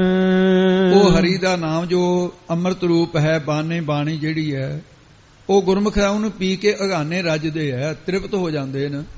ਰੱਜ ਗਏ ਹਨ ਗੁਰਮੁਖ ਜਨ। ਹਰੀ ਪਰਮੇਸ਼ਰ ਵਾਹਿਗੁਰੂ ਦੀ ਅੰਮ੍ਰਿਤ ਰੂਪ ਬਾਣੀ ਪੜ੍ਹ ਕੇ ਪੀ ਕੇ ਤ੍ਰਿਪਤ ਹੋ ਜਾਂਦੇ ਹਨ। ਸਰਬ ਸੁਖਾ ਮਨ ਉਠੇ। ਸਾਰੇ ਸੁੱਖ ਉਹਨਾਂ ਦੇ ਮਨ 'ਚ ਵਸ ਜਾਂਦੇ ਹੈ। ਪਰਮੇਸ਼ਰ ਦਾ ਰੂਪ ਹੋ ਜਾਂਦੇ ਨੇ। ਪਰਮੇਸ਼ਰ ਦਾ ਰੂਪ ਮਿਰਤੂ ਤੋਂ ਰਹਿਤ ਕਰਨ ਵਾਲੀ ਬਾਣੀ ਹੈ, ਅੰਮ੍ਰਿਤ ਰੂਪ ਹੈ। ਅੰਮ੍ਰਿਤ ਬਾਣੀ ਹਰ ਹਰ ਤੇਰੀ ਅੰਮ੍ਰਿਤ ਰੂਪ ਬਾਣੀ ਪੀ ਕੇ ਅੰਮ੍ਰਿਤ ਰੂਪ ਹੀ ਹੋ ਜਾਂਦੇ ਨੇ। ਸਰਬ ਸਾਰੇ ਸੁੱਖਾਂ ਦਾ ਮੂਲ ਸੁਖ ਸਰੂਪ ਉਹ ਬ੍ਰਹਮ ਹੈ। ਉਹਦੇ 'ਚ ਬੁੱਠੇ ਵਸ ਗਿਆ ਜਿਨ੍ਹਾਂ ਦੇ ਮਨ ਦੇ ਵਿੱਚ। ਤੇ ਗੁਰੂ ਦੇ ਦਰ ਤੋਂ ਲੈ ਕੇ ਤੇ ਸਤਿਗੁਰੂ ਮਹਾਰਾਜ ਸਾਹਿਬ ਜੀ ਕਹਿੰਦੇ ਬਰਮਾ ਦੇ ਦਰ ਤੱਕ ਇਹ ਜਿਹੜੇ ਲੈ ਕੇ ਸੰਸਾਰ ਤੋਂ 11 ਸੁੱਖ ਮੰਨੇ ਨੇ, ਬੈਕੁੰਠ ਦੀਆਂ ਮੁਕਤੀਆਂ ਦੇ ਸੁੱਖ ਮੰਨੇ, ਉਹ ਸਾਰੇ ਸੁੱਖ ਇਹਦੇ ਵਿੱਚ ਆ ਕੇ ਬਸ ਜਾਂਦੇ ਨੇ ਜਿਹੜਾ ਨਾਮ ਚਿੰਤਨ ਕਰਦਾ ਹੈ। ਸ੍ਰੀ ਧਰ ਪਾਏ ਮੰਗਲ ਗਾਏ। ਮਾਇਆ ਨੂੰ ਧਾਰਨ ਕਰਨ ਵਾਲਾ, ਸੋਭਾ ਦਾ ਧਾਰਨ ਕਰਨ ਵਾਲਾ ਸ਼੍ਰੋਮਣੀ ਕੌਣ ਹੈ? ਪਰਮੇਸ਼ਰ। ਉਹ ਸਾਰਿਆਂ ਦੇ ਧਰ ਆਸਰਾ ਰੂਪ ਹੈ। ਗੁਰਮੁਖ ਜਨਾਂ ਨੇ ਪਾਏ ਪਾ ਲਿਆ ਉਸ ਨੂੰ। ਐਸੇ ਗੁਰਮੁਖ ਜਨ ਅਕਾਲ ਪੁਰਖ ਵਾਹਿਗੁਰੂ ਦੇ ਮੰਗਲਾਚਾਰ, ਮੰਗਲਾਂ ਨੂੰ ਭਾਵ ਕਿ ਕੀਰਤਨ ਦੇ ਵਿੱਚ ਗਾਏ ਗਾਉਂਦੇ ਹੈ। ਉਹ ਵਾਹਿਗੁਰੂ ਦੇ ਆਨੰਦ ਸਰੂਪ ਦੇ ਵਿੱਚ ਹਰ ਵਕਤ ਗਾਉਂਦੇ ਰਹਿੰਦੇ ਹਨ। ਇਛ ਪੁੰਨੀ ਸਤਿਗੁਰ ਤੁਠੇ, ਇਹ ਸਤਿਗੁਰੂ ਤੁਠੇ ਪ੍ਰਸੰਨ ਹੋ ਕੇ ਆਪਣੇ ਪਿਆਰਿਆਂ ਦੀਆਂ ਸਾਰੀਆਂ ਇਛਾਵਾਂ, ਜਿਵੇਂ ਮੁਕਤੀ ਦੀ ਇੱਛਾ ਹੈ, ਵਧੇ ਮੁਕਤੀ ਹੈ, ਬ੍ਰਹਮ ਗਿਆਨ ਦੀ ਸਾਰੀਆਂ ਬਖਸ਼ਾਂ ਕਰਕੇ ਉਹਨੂੰ ਪੁਨੀ ਪੂਰੀਆਂ ਕਰ ਦਿੰਦੇ ਹਨ। ਜੇ ਲੜ ਲੀਨੇ ਲਾਏ ਨੌ ਨਿਧ ਪਾਏ, ਤੇ ਲੜ ਲੀਨੇ ਲਾਏ ਨੌ ਨਿਧ ਪਾਏ, ਜੋ ਗੁਰੂ ਸਾਹਿਬ ਜੀ ਦੀ ਸ਼ਰਨ ਰੂਪ ਲੜ ਦੇ ਪੱਲੇ ਨਾਲ ਲਾ ਲਏ ਨੇ, ਤੇ ਉਹਨਾਂ ਨੂੰ ਨੌ ਨਿਧੀਆਂ ਜਿਹੜਿਆਂ ਦੇ ਪਿੱਛੇ ਕਈ ਵਾਰ ਵਿਚਾਰ ਹੋ ਚੁੱਕੀ ਹੈ, ਅਸਨ ਬਸਨ ਭੂਕਨ ਖਪੁਨ, ਇਹ ਸਾਰੀਆਂ ਜਿਹੜੀਆਂ ਹਨ ਉਹ ਪਾਏ ਪ੍ਰਾਪਤ ਕਰ ਲੈਂਦੇ। ਨੌ ਨਿਧੀਆਂ ਦਾ ਖਜ਼ਾਨਾ ਨਾਮ ਹੈ, ਨੌ ਨਿਧ ਅੰਮ੍ਰਿਤ ਪ੍ਰਭ ਕਾ ਨਾਮ ਦੇਹੀ ਮੈਂ ਇਸ ਕਾ ਵਿਸਰਾਮ। ਉਹ ਨੌ ਨਿਧੀਆਂ ਦਾ ਮਾਲਕ ਪਰਮੇਸ਼ਰ ਹੈ, ਉਹਨੂੰ ਪਾਉਣਾ ਕਿ ਇਹ ਪਾਰ ਲੈਂਦੇ ਹੈ। ਨੌ ਨਿਧੀਆਂ ਵੀ ਪ੍ਰਾਪਤ ਹੋਈਆਂ। ਠਾਕੁਰ ਸੁਆਮੀ ਜਿਹੜਾ ਉਹ ਸਾਰੇ ਕਾਸੇ ਦਾ ਮਾਲਕ ਹੈ, ਉਹਨੂੰ ਪਾਏ ਪ੍ਰਾਪਤ ਕਰ ਲੈਂਦੇ ਹਨ। ਜੇ ਨੌ ਸਰਬਸ ਠਾਕੁਰ ਦੀਨਾ, ਤੇ ਸਰਬਸ ਇਕੱਠਾ ਪਾਠ ਰੱਖਣਾ, ਭਾਈ ਸੱਸਾ ਲੱਗ ਨਾ ਹੋ ਜਵੇ। ਉਹ ਸਰਬੰਸ ਤੋਂ ਹੀ ਭਾਵ ਹੈ, ਪਰਮੇਸ਼ਰ ਨੇ ਸਾਰਾ ਕੁਝ ਦੇ ਦਿੱਤਾ ਉਹਨਾਂ ਨੂੰ। ਉਹਨਾਂ ਨੇ ਪਰਮੇਸ਼ਰ ਦੇ ਨਾਮ ਦਾ, ਜਿਹੜੇ ਨਾਮ ਦੇ ਵਿੱਚ ਮਿਲੇ ਨੇ, ਨਾਮ ਦੀਆਂ ਬਰਕਤਾਂ ਨੇ। ਠਾਕੁਰ ਸੁਆਮੀ ਮਾਲਕ ਨੇ ਨਾਮ ਦੇ ਦਿੱਤਾ, ਉਸ ਨੂੰ ਵਾਹਿਗੁਰੂ ਨੇ ਸਰਬੰਸ ਹੀ ਦੇ ਦਿੱਤਾ। ਸਮਝ ਲਓ ਕੋਈ ਚੀਜ਼ ਲੁਕੋ ਕੇ ਨਹੀਂ ਰੱਖੀ। ਉਹ ਜੋ ਕੁਝ ਵੀ ਰੱਖਿਆ ਉਹ ਲੁਕੋ ਕੇ ਨਹੀਂ ਰੱਖਦਾ। ਫਿਰ ਉਹਨਾਂ ਨੂੰ ਨਾਮ ਦੇ ਦਿੱਤਾ, ਸਮਝੋ ਵੀ ਸਰਬੰਸ ਹੀ ਵਾਰ ਦਿੱਤਾ ਉਹਨਾਂ ਦੇ ਉੱਤੇ। ਐ ਮਹਾਰਾਜ ਨੇ ਨਾਮ ਦੇ ਵਿੱਚ ਇਹ ਸਭ ਸੁੱਖ ਰੱਖੇ ਨੇ। ਨਾਨਕ ਸਿੱਖ ਸੰਤ ਸਮਝਾਈ, ਗੁਰੂ ਅਰਜਨ ਦੇਵ ਜੀ ਫਰਮਾਉਂਦੇ ਆ ਕਿ ਸ਼ਾਂਤ ਰੂਪ ਸੰਤ ਰੂਪ ਸ਼ਾਂਤ ਰੂਪ ਕੌਣ? ਗੁਰੂ ਰਾਮਦਾਸ ਜੀ। ਇਹ ਸਿੱਖ ਸਿੱਖਿਆ ਸਾਨੂੰ ਸਮਝਾਈ, ਬਖਸ਼ਿਸ਼ ਕੀਤੀ ਹੈ ਕਿ ਸਾਡਾ ਮਨ ਹਰੀ ਪਰਮੇਸ਼ਰ ਵਾਹਿਗੁਰੂ ਦੇ ਹਰ ਪ੍ਰੇਮ ਭਗਤ ਮਨ ਲੀਨਾ, ਪ੍ਰੇਮਾ ਭਗਤੀ ਲੀਨ ਹੋ ਗਿਆ। ਹੇ ਗੁਰਸਿੱਖੋ, ਜਦੋਂ ਤੁਹਾਡਾ ਮਨ ਵੀ ਇਸ ਪ੍ਰਕਾਰ ਲੀਨ ਹੋ ਜਾਏਗਾ ਤਾਂ ਤੁਸੀਂ ਵੀ ਉਸ ਉੱਚੇ ਪਰਮੇਸ਼ਰ ਨੂੰ ਸਮਝ ਕੇ ਨਿਹਾਲ ਹੋ ਜਾਓਗੇ, ਜੰਮਣ ਮਰਨ ਤੋਂ ਰਹਿਤ ਹੋ ਜਾਵੋਗੇ। ਜੋ ਅੰਮ੍ਰਿਤ ਰੂਪ ਪਰਮੇਸ਼ਰ ਹੈ, ਉਹਦੀ ਭਗਤੀ, ਅੰਮ੍ਰਿਤ ਰੂਪ ਉਹਦੇ ਉਪਦੇਸ਼ ਨੂੰ ਦਿਲ ਵਿੱਚ ਵਸਾਓਗੇ। ਗੁਰੂ ਸਾਹਿਬ ਜੀ ਕਿਰਪਾ ਕਰਕੇ ਫਿਰ ਆਪੇ ਆਪਣੇ ਹਿਰਦਿਆਂ ਦੇ ਵਿੱਚ ਆਪ ਹੀ ਕਿਰਪਾ ਕਰਕੇ ਵਸਾ ਦਿੰਦੇ ਆ। ਗੁਰੂ ਸਾਹਿਬ ਜੀ ਦੀ ਕਿਰਪਾ ਕਰਕੇ ਉਹਨਾਂ ਨੂੰ ਆਪ ਆਪਣੇ ਹਿਰਦੇ ਵਿੱਚ ਵਸਾਉਣਗੇ, ਆਪ ਹੀ ਗੁਰੂ ਕਿਰਪਾ ਕਰੇਗਾ। ਜੀ ਸ਼੍ਰੀ ਰਾਗ ਕੇ ਸੰਤ ਮਹੱਲਾ ਪੰਜਵਾ, ਸ਼੍ਰੀ ਰਾਗ ਦੇ ਅੰਦਰ ਸੰਤਾਂ ਦੀ ਬਾਣੀ ਗੁਰੂ ਅਰਜਨ ਦੇਵ ਜੀ ਮਹਾਰਾਜ ਫਰਮਾਉਂਦੇ ਆ। ਇੱਕ ਓੰਕਾਰ ਸਤਿਗੁਰ ਪ੍ਰਸਾਦ, ਇੱਕ ਅਦਿਤੀ ਓੰਕਾਰ ਸਰਬ ਕਾ ਪ੍ਰਕਾਸ਼, ਸਤਨਾਮ ਤੋਂ ਰਹਿਤ ਗੁਰ ਚੇਤਨਾ ਨਾ ਪ੍ਰਸਾਦ ਆਨੰਦ ਸਰੂਪ। ਪ੍ਰਾਪਤ ਕਿਵੇਂ ਹੁੰਦਾ ਹੈ? ਸਤਿਗੁਰਾਂ ਦੀ ਪ੍ਰਸਾਦ ਕਿਰਪਾ ਦੇ ਨਾਲ ਪ੍ਰਾਪਤ ਹੁੰਦਾ ਹੈ। ਸ੍ਰੀ ਗੁਰੂ ਅਰਜਨ ਦੇਵ ਜੀ ਮਹਾਰਾਜ ਉਹ ਗੁਰੂ ਕੇ ਬਾਗ ਵਾਲੀ ਜਗ੍ਹਾ ਵਿਰਾਜਮਾਨ ਸੀ। ਹਰ ਰੋਜ਼ ਇੱਥੇ ਦੀਵਾਨ ਸਜਦਾ ਸੀ। ਸਤਿਗੁਰੂ ਮਹਾਰਾਜ ਸਾਹਿਬ ਸੱਚੇ ਪਾਤਸ਼ਾਹ ਨੂੰ ਸਿੱਖਾਂ ਨੇ ਬੇਨਤੀ ਕੀਤੀ, ਪਰਮੇਸ਼ਰ ਦੇ ਨਾਲ ਜੁੜਨ ਦਾ ਮਹਾਰਾਜ ਕੋਈ ਕਿਰਪਾ ਕਰਕੇ ਉਪਦੇਸ਼ ਦਿਓ। ਉਧਰ ਇੱਕ ਦਿਨ ਲੰਮੇ ਦੇਸ਼ ਦੀ ਸੰਗਤ ਆਈ। ਲੰਮਾ ਦੇਸ਼ ਨਨਕਾਣਾ ਸਾਹਿਬ ਦੇ ਨਾਲ ਲੱਗਦੇ ਇਲਾਕੇ ਦਾ ਨਾਮ ਹੈ। ਉੱਥੇ ਦੀ ਸੰਗਤ ਗੁਰੂ ਸਾਹਿਬ ਦੇ ਦਰਸ਼ਨ ਕਰਨ ਨਿਮਰਤਾ ਸਹਿਤ ਨਮਸਕਾਰ ਕੀਤੀ। ਕਹਿੰਦੇ ਸਾਡੇ ਦੇਸ਼ ਦੀ ਬੋਲੀ ਦੇ ਵਿੱਚ ਉਪਦੇਸ਼ ਬਖਸ਼ੋ। ਤਾਂ ਸਤਿਗੁਰੂ ਮਹਾਰਾਜ ਸਾਹਿਬ ਨੇ ਲੰਮੇ ਦੇਸ਼ ਦੀ ਬੋਲੀ ਨੂੰ ਸਨਮਾਨ ਦੇਣ ਲਈ ਸੰਤਾਂ ਦੀ ਬਾਣੀ 'ਚ ਦੱਖਣਾ ਉਚਾਰਨ ਕੀਤਾ। ਉਹਨਾਂ ਦੇ ਪ੍ਰਥਾਏ ਗੁਰੂ ਸਾਹਿਬ ਜੀ ਦੇ ਸੰਵਾਦ ਦੁਆਰਾ ਇਹ ਸ਼ਬਦ ਉਚਾਰਨ ਕੀਤਾ। ਸਰਬ ਸਾਂਝਾ ਉਪਦੇਸ਼ ਹੈ। ਵੈਸੇ ਇਹ ਮਾਰੂ ਰਾਗ ਦੇ ਅੰਦਰ ਵੀ ਜਿਹੜੇ ਦੱਖਣਿਆਂ ਦੀ ਵਾਰ ਆਉਂਦੀ ਹੈ, ਉਹ ਵੀ ਇਹਨਾਂ ਪ੍ਰੇਮੀਆਂ ਦੇ ਪ੍ਰਥਾਏ ਉਚਾਰਨ ਕੀਤੀ ਹੋਈ ਹੈ। ਉਸਾਨਕਾ ਉਹਨਾਂ ਦੀ ਵੀ ਇਹੀ ਹੈ। ਸੋ ਇਸ ਕਰਕੇ ਐਸਾ ਜਿਹੜਾ ਪਰਮੇਸ਼ਰ ਹੈ, ਦੱਖਣਾ ਦੋਹੇ ਦੀ ਚਾਲ ਦਾ ਇੱਕ ਛੰਦ ਹੁੰਦਾ ਹੈ, ਇਹ ਸੋਠੇ ਦੀ ਚਾਲ ਦਾ ਵੀ ਹੁੰਦਾ ਹੈ। ਇਸ ਕਰਕੇ ਪਰ ਇਹ ਭਾਸ਼ਾ ਉਹ ਵਰਤੀ ਜਾਂਦੀ ਹੈ ਜਿਹੜੀ ਮੁਲਤਾਨ ਤੋਂ ਸਿੰਧ ਤੱਕ ਬਹਾਵਲਪੁਰ ਦਾ ਜਿਹੜਾ ਇਲਾਕਾ ਹੈ, ਸਾਧ ਸੁਣਜੀ, ਉਹਨਾਂ ਸਥਾਨਾਂ 'ਚ ਇਹ ਪ੍ਰੇਮੀ ਬੋਲਦੇ ਹੈ। ਉਹ ਇਲਾਕੇ ਦੀ ਬੋਲੀ ਹੈ। ਉਹਦੇ ਵਿੱਚ ਦੱਦਾ, ਡੱਡਾ, ਸੱਸਾ ਤੇ ਹਾਹਾ ਇਹ ਸਵਰਨਤਾ ਹੈ ਇਹਨਾਂ ਦੀ। ਇੱਕ ਦੂਜੇ ਦੇ ਸਥਾਨ ਤੇ ਆ ਕੇ ਬੋਲਦੇ ਆ। ਜਿਵੇਂ ਆਪਾਂ ਦਿਖਾਊ ਕਹਿੰਦੇ ਆ, ਉਹ ਦਿਖਾਊ ਕਹਿਣਗੇ। ਦਿਖਾਊ ਨੂੰ ਦਿਖਾਊ ਕਹਿੰਦੇ ਨੇ, ਸਭ ਨੂੰ ਹੱਬ ਕਹਿੰਦੇ ਨੇ। ਦੱਖਣਾ ਕਰਕੇ ਇਸ ਕਰਕੇ ਇਹ ਮੁਲਤਾਨ ਤੋਂ ਅਗਲਾ ਇਲਾਕਾ ਪੰਜਾਬ ਦੇ ਦੱਖਣ ਵੱਲ ਹੈ। ਇਸ ਪ੍ਰਕਾਰ ਇਹ ਮਾਰੂ ਦੀ ਬਾਰ ਸ਼ਲੋਕ ਦੱਖਣਾ ਮਹੱਲਾ ਪੰਜਵਾ ਆਉਂਦਾ ਹੈ। ਉੱਥੇ ਪਹਿਲਾਂ ਦੱਖਣਾ ਨਹੀਂ ਲਿਖਿਆ, ਸ਼ਲੋਕ ਮਹੱਲਾ ਪੰਜਵਾ ਲਿਖਿਆ। ਇਸ ਕਰਕੇ ਸ਼ਲੋਕ ਦਾ ਵਾਚਕ ਹੈ। ਪਹਿਲੇ ਸ਼ਲੋਕ ਦੋਹਰੇ ਦੇ ਤਰੀਕੇ ਦੇ, ਜਿਨ੍ਹਾਂ 'ਚ 32 ਸਾਸਨੀ ਮਾਤਰਾ ਮੰਨੀਆਂ ਨੇ, ਕਈ ਦੋਹਰੇ ਸਤਿਗੁਰਾਂ ਨੇ ਸੁਤੰਤਰ ਰੱਖੇ। ਇਹਦਾ ਵੀ ਕੋਈ ਭਰਮ ਨਹੀਂ ਕਰਨਾ। ਇਹ ਸ਼ਲੋਕ ਦਾ ਵਾਚਕ ਹੀ ਸਮਝਣਾ ਹੈ। ਦੱਖਣ ਦੇਸ਼ ਵਿੱਚ ਦੱਦਾ ਅੱਖਰ ਲੱਗਦਾ ਹੈ, ਜਿਹੜਾ ਦੱਖਣ ਕਹਿੰਦੇ ਆ, ਪਰ ਸਾਸੀ ਡੱਡਾ ਅੱਖਰ ਸਵਰਨੀ ਮੰਨ ਕੇ ਤੇ ਇਸ ਜਗ੍ਹਾ ਦੱਖਣਾ ਕਿਹਾ। ਦਾ ਦੇ ਥਾਂ ਤੇ ਡਾ ਅੱਖਰ ਦੱਖਣਾ ਬਣਦਾ ਹੈ। ਜਿਵੇਂ ਲੰਡਨ ਨੂੰ ਲੰਡਨ ਨਹੀਂ ਕਹਿੰਦੇ, ਇਸੇ ਤਰ੍ਹਾਂ ਸਾਸ ਜੀ ਇਹ ਬੋਲੀ ਦਾ ਅੰਤਰ ਹੈ। ਦੱਦੇ ਨੂੰ ਡੱਡਾ ਕਰਕੇ ਬੋਲਿਆ ਜਾਂਦਾ ਹੈ। ਤੇ ਸਤਿਗੁਰੂ ਮਹਾਰਾਜ ਸਾਹਿਬ ਜੀ ਸਿੱਖ ਮੁਖ ਦੁਆਰਾ ਆਪ ਹੀ ਪ੍ਰਸ਼ਨ ਕਰਕੇ ਫਿਰ ਆਪ ਹੀ ਉੱਤਰ ਦੇਣਗੇ। ਸਿੱਖਾਂ ਦੇ ਪ੍ਰਸ਼ਨ ਜਿਹੜੇ ਆਪ ਹੀ ਕਰਨਗੇ। ਸੁਣੋ ਜੀ। ਦੱਖਣਾ ਹਠ ਮਜਾਹੂ ਮਾਂ ਪਿਰੀ। ਤੇ ਇਉਂ ਦੱਖਣਾ ਸਾਹਿਬ ਕਹਿ ਕੇ ਸਾਸ ਜੀ ਜਿਹਦੀ ਵਿਚਾਰ ਉੱਪਰ ਹੋ ਚੁੱਕੀ ਹੈ। ਹਠ ਮਜਾਹੂ ਮਾਂ ਪਿਰੀ। ਸਤਿਗੁਰੂ ਮਹਾਰਾਜ ਸਾਹਿਬ ਸਿੱਖ ਨੇ ਬੇਨਤੀ ਕੀ ਪੁੱਛਿਆ, ਪਾਤਸ਼ਾਹ ਵੇਦਾਂ ਸ਼ਾਸਤਰਾਂ ਜਾਂ ਸੰਤਾਂ ਭਗਤਾਂ ਤੋਂ ਉਹਨਾਂ ਦੁਆਰਾ ਸੁਣਿਆ ਕਿ ਜੋ ਮਾਂ ਮੇਰਾ ਪਿਰੀ ਪਤੀ ਪਰਮਾਤਮਾ ਵਾਹਿਗੁਰੂ ਹੈ, ਉਹ ਹਠ ਹਿਰਦੇ ਦੇ ਮਝਾਹੂ ਵਿੱਚ ਹੈ। ਹਠ ਮਝਾਹੂ, ਹਠ ਹਿਰਦਾ ਮਝਾਹੂ ਵਿੱਚ ਹੈ। ਸਾਰਿਆਂ ਦੇ ਹਿਰਦੇ ਵਿੱਚ ਹੀ ਹੈ। ਨਿਵਾਸ ਤਾਂ ਸਾਰੇ ਕਰਦਾ ਹੈ। ਨਿਕਟ ਸੁਣੋ ਔਰ ਪੇਖੋ ਨਾਹੀ ਭਰਮ ਭਰਮ ਦੁੱਖ ਭਰੀਆ। ਦੁੱਖ ਤਾਂ ਇਸ ਗੱਲ ਦਾ ਵੀ ਦਿਖ ਨਹੀਂ ਰਿਹਾ ਹੈ। ਉਹ ਪਤੀ ਪਰਮਾਤਮਾ ਸਾਰਿਆਂ ਦੇ ਹਿਰਦੇ 'ਚ ਬਸਦਾ ਹੈ, ਪਰ ਕਿਰਪਾ ਕਰਕੇ ਦੱਸੋ ਜੀ ਪਸੇ ਕਿਉ ਦੀਦਾਰ। ਤੇ ਪਸੇ ਦਾ ਜਿਹੜਾ ਉਚਾਰਨ ਹੈ ਅਧਿਕ ਸਹਿਤ ਹੈ। ਪਸੇ ਕਿਉ ਦੀਦਾਰ, ਉਹਦੇ ਦੀਦਾਰ ਕਿਵੇਂ? ਪਸੇ ਸੰਸਕ੍ਰਿਤ ਦੇ ਵਿੱਚ ਦੇਖਣ ਦਾ ਨਾਮ ਵੀ ਹੈ, ਤੇ ਦੀਦਾਰ ਫਾਰਸੀ ਦਾ ਸ਼ਬਦ ਹੈ। ਇੱਕ ਸੰਸਕ੍ਰਿਤ ਦਾ ਸ਼ਬਦ ਪਦ ਵਰਤ ਲਿਆ, ਇੱਕ ਮਹਾਰਾਜ ਨੇ ਫਾਰਸੀ ਦਾ ਵਰਤ ਲਿਆ, ਦੋਨੇ ਇਕੱਠੇ ਕਰ ਦਿੱਤੇ। ਦੀਦਾਰ ਫਾਰਸੀ ਦਾ ਸ਼ਬਦ ਤੇ ਪੱਸੇ ਸਾਸ ਇਹ ਸੰਸਕ੍ਰਿਤ ਦਾ। ਪੰਜਾਬੀ ਬੋਲੀ ਪੰਜਾਬੀ ਰੱਖੀ। ਸਿੱਖ ਨੇ ਬੇਨਤੀ ਕੀਤੀ, ਮਹਾਰਾਜ ਉਸ ਅਕਾਲ ਪੁਰਖ ਵਾਹਿਗੁਰੂ ਨੂੰ ਕਿਵੇਂ ਦੀਦਾਰ ਦਰਸ਼ਨ ਪੱਸੇ ਦੇਖਿਆ ਜਾਵੇ, ਕਿਰਪਾ ਕਰਕੇ ਦੱਸਣਾ ਕਰੋ। ਸਤਿਗੁਰੂ ਕਿਰਪਾਲੂ ਹੋ ਕੇ ਉੱਤਰ ਦਿੰਦੇ ਨੇ, ਸੰਤ ਸਰਣਾਈ ਲੱਭਣੇ। ਲੈ ਭਾਈ ਜੇ ਲੱਭਣਾ ਚਾਹੁੰਦੇ ਹੋ ਤਾਂ ਫਿਰ ਸੁਣੋ। ਮਹਾਰਾਜ ਸਾਹਿਬ ਸੱਚੇ ਪਾਤਸ਼ਾਹ ਦੱਸਦੇ ਨੇ, ਅੱਗੇ ਵੀ ਬੋਲ ਦੋ ਨਾਲੇ, ਨਾਨਕ ਪ੍ਰਾਣ ਆਧਾਰ। ਹੇ ਭਾਈ ਪ੍ਰਾਣਾਂ ਦਾ ਆਧਾਰ ਆਸਰਾ ਪਰਮੇਸ਼ਰ। ਸੰਤ ਸ਼ਾਂਤ ਚਿੱਤ ਮਹਾਂਪੁਰਖ ਕਰਨੀ ਕਮਾਈ ਵਾਲੇ, ਉਹਨਾਂ ਦੀ ਸ਼ਰਨ ਵਿੱਚ ਲੱਭੋ, ਉੱਥੇ ਮਿਲੇਗਾ ਤੁਹਾਨੂੰ।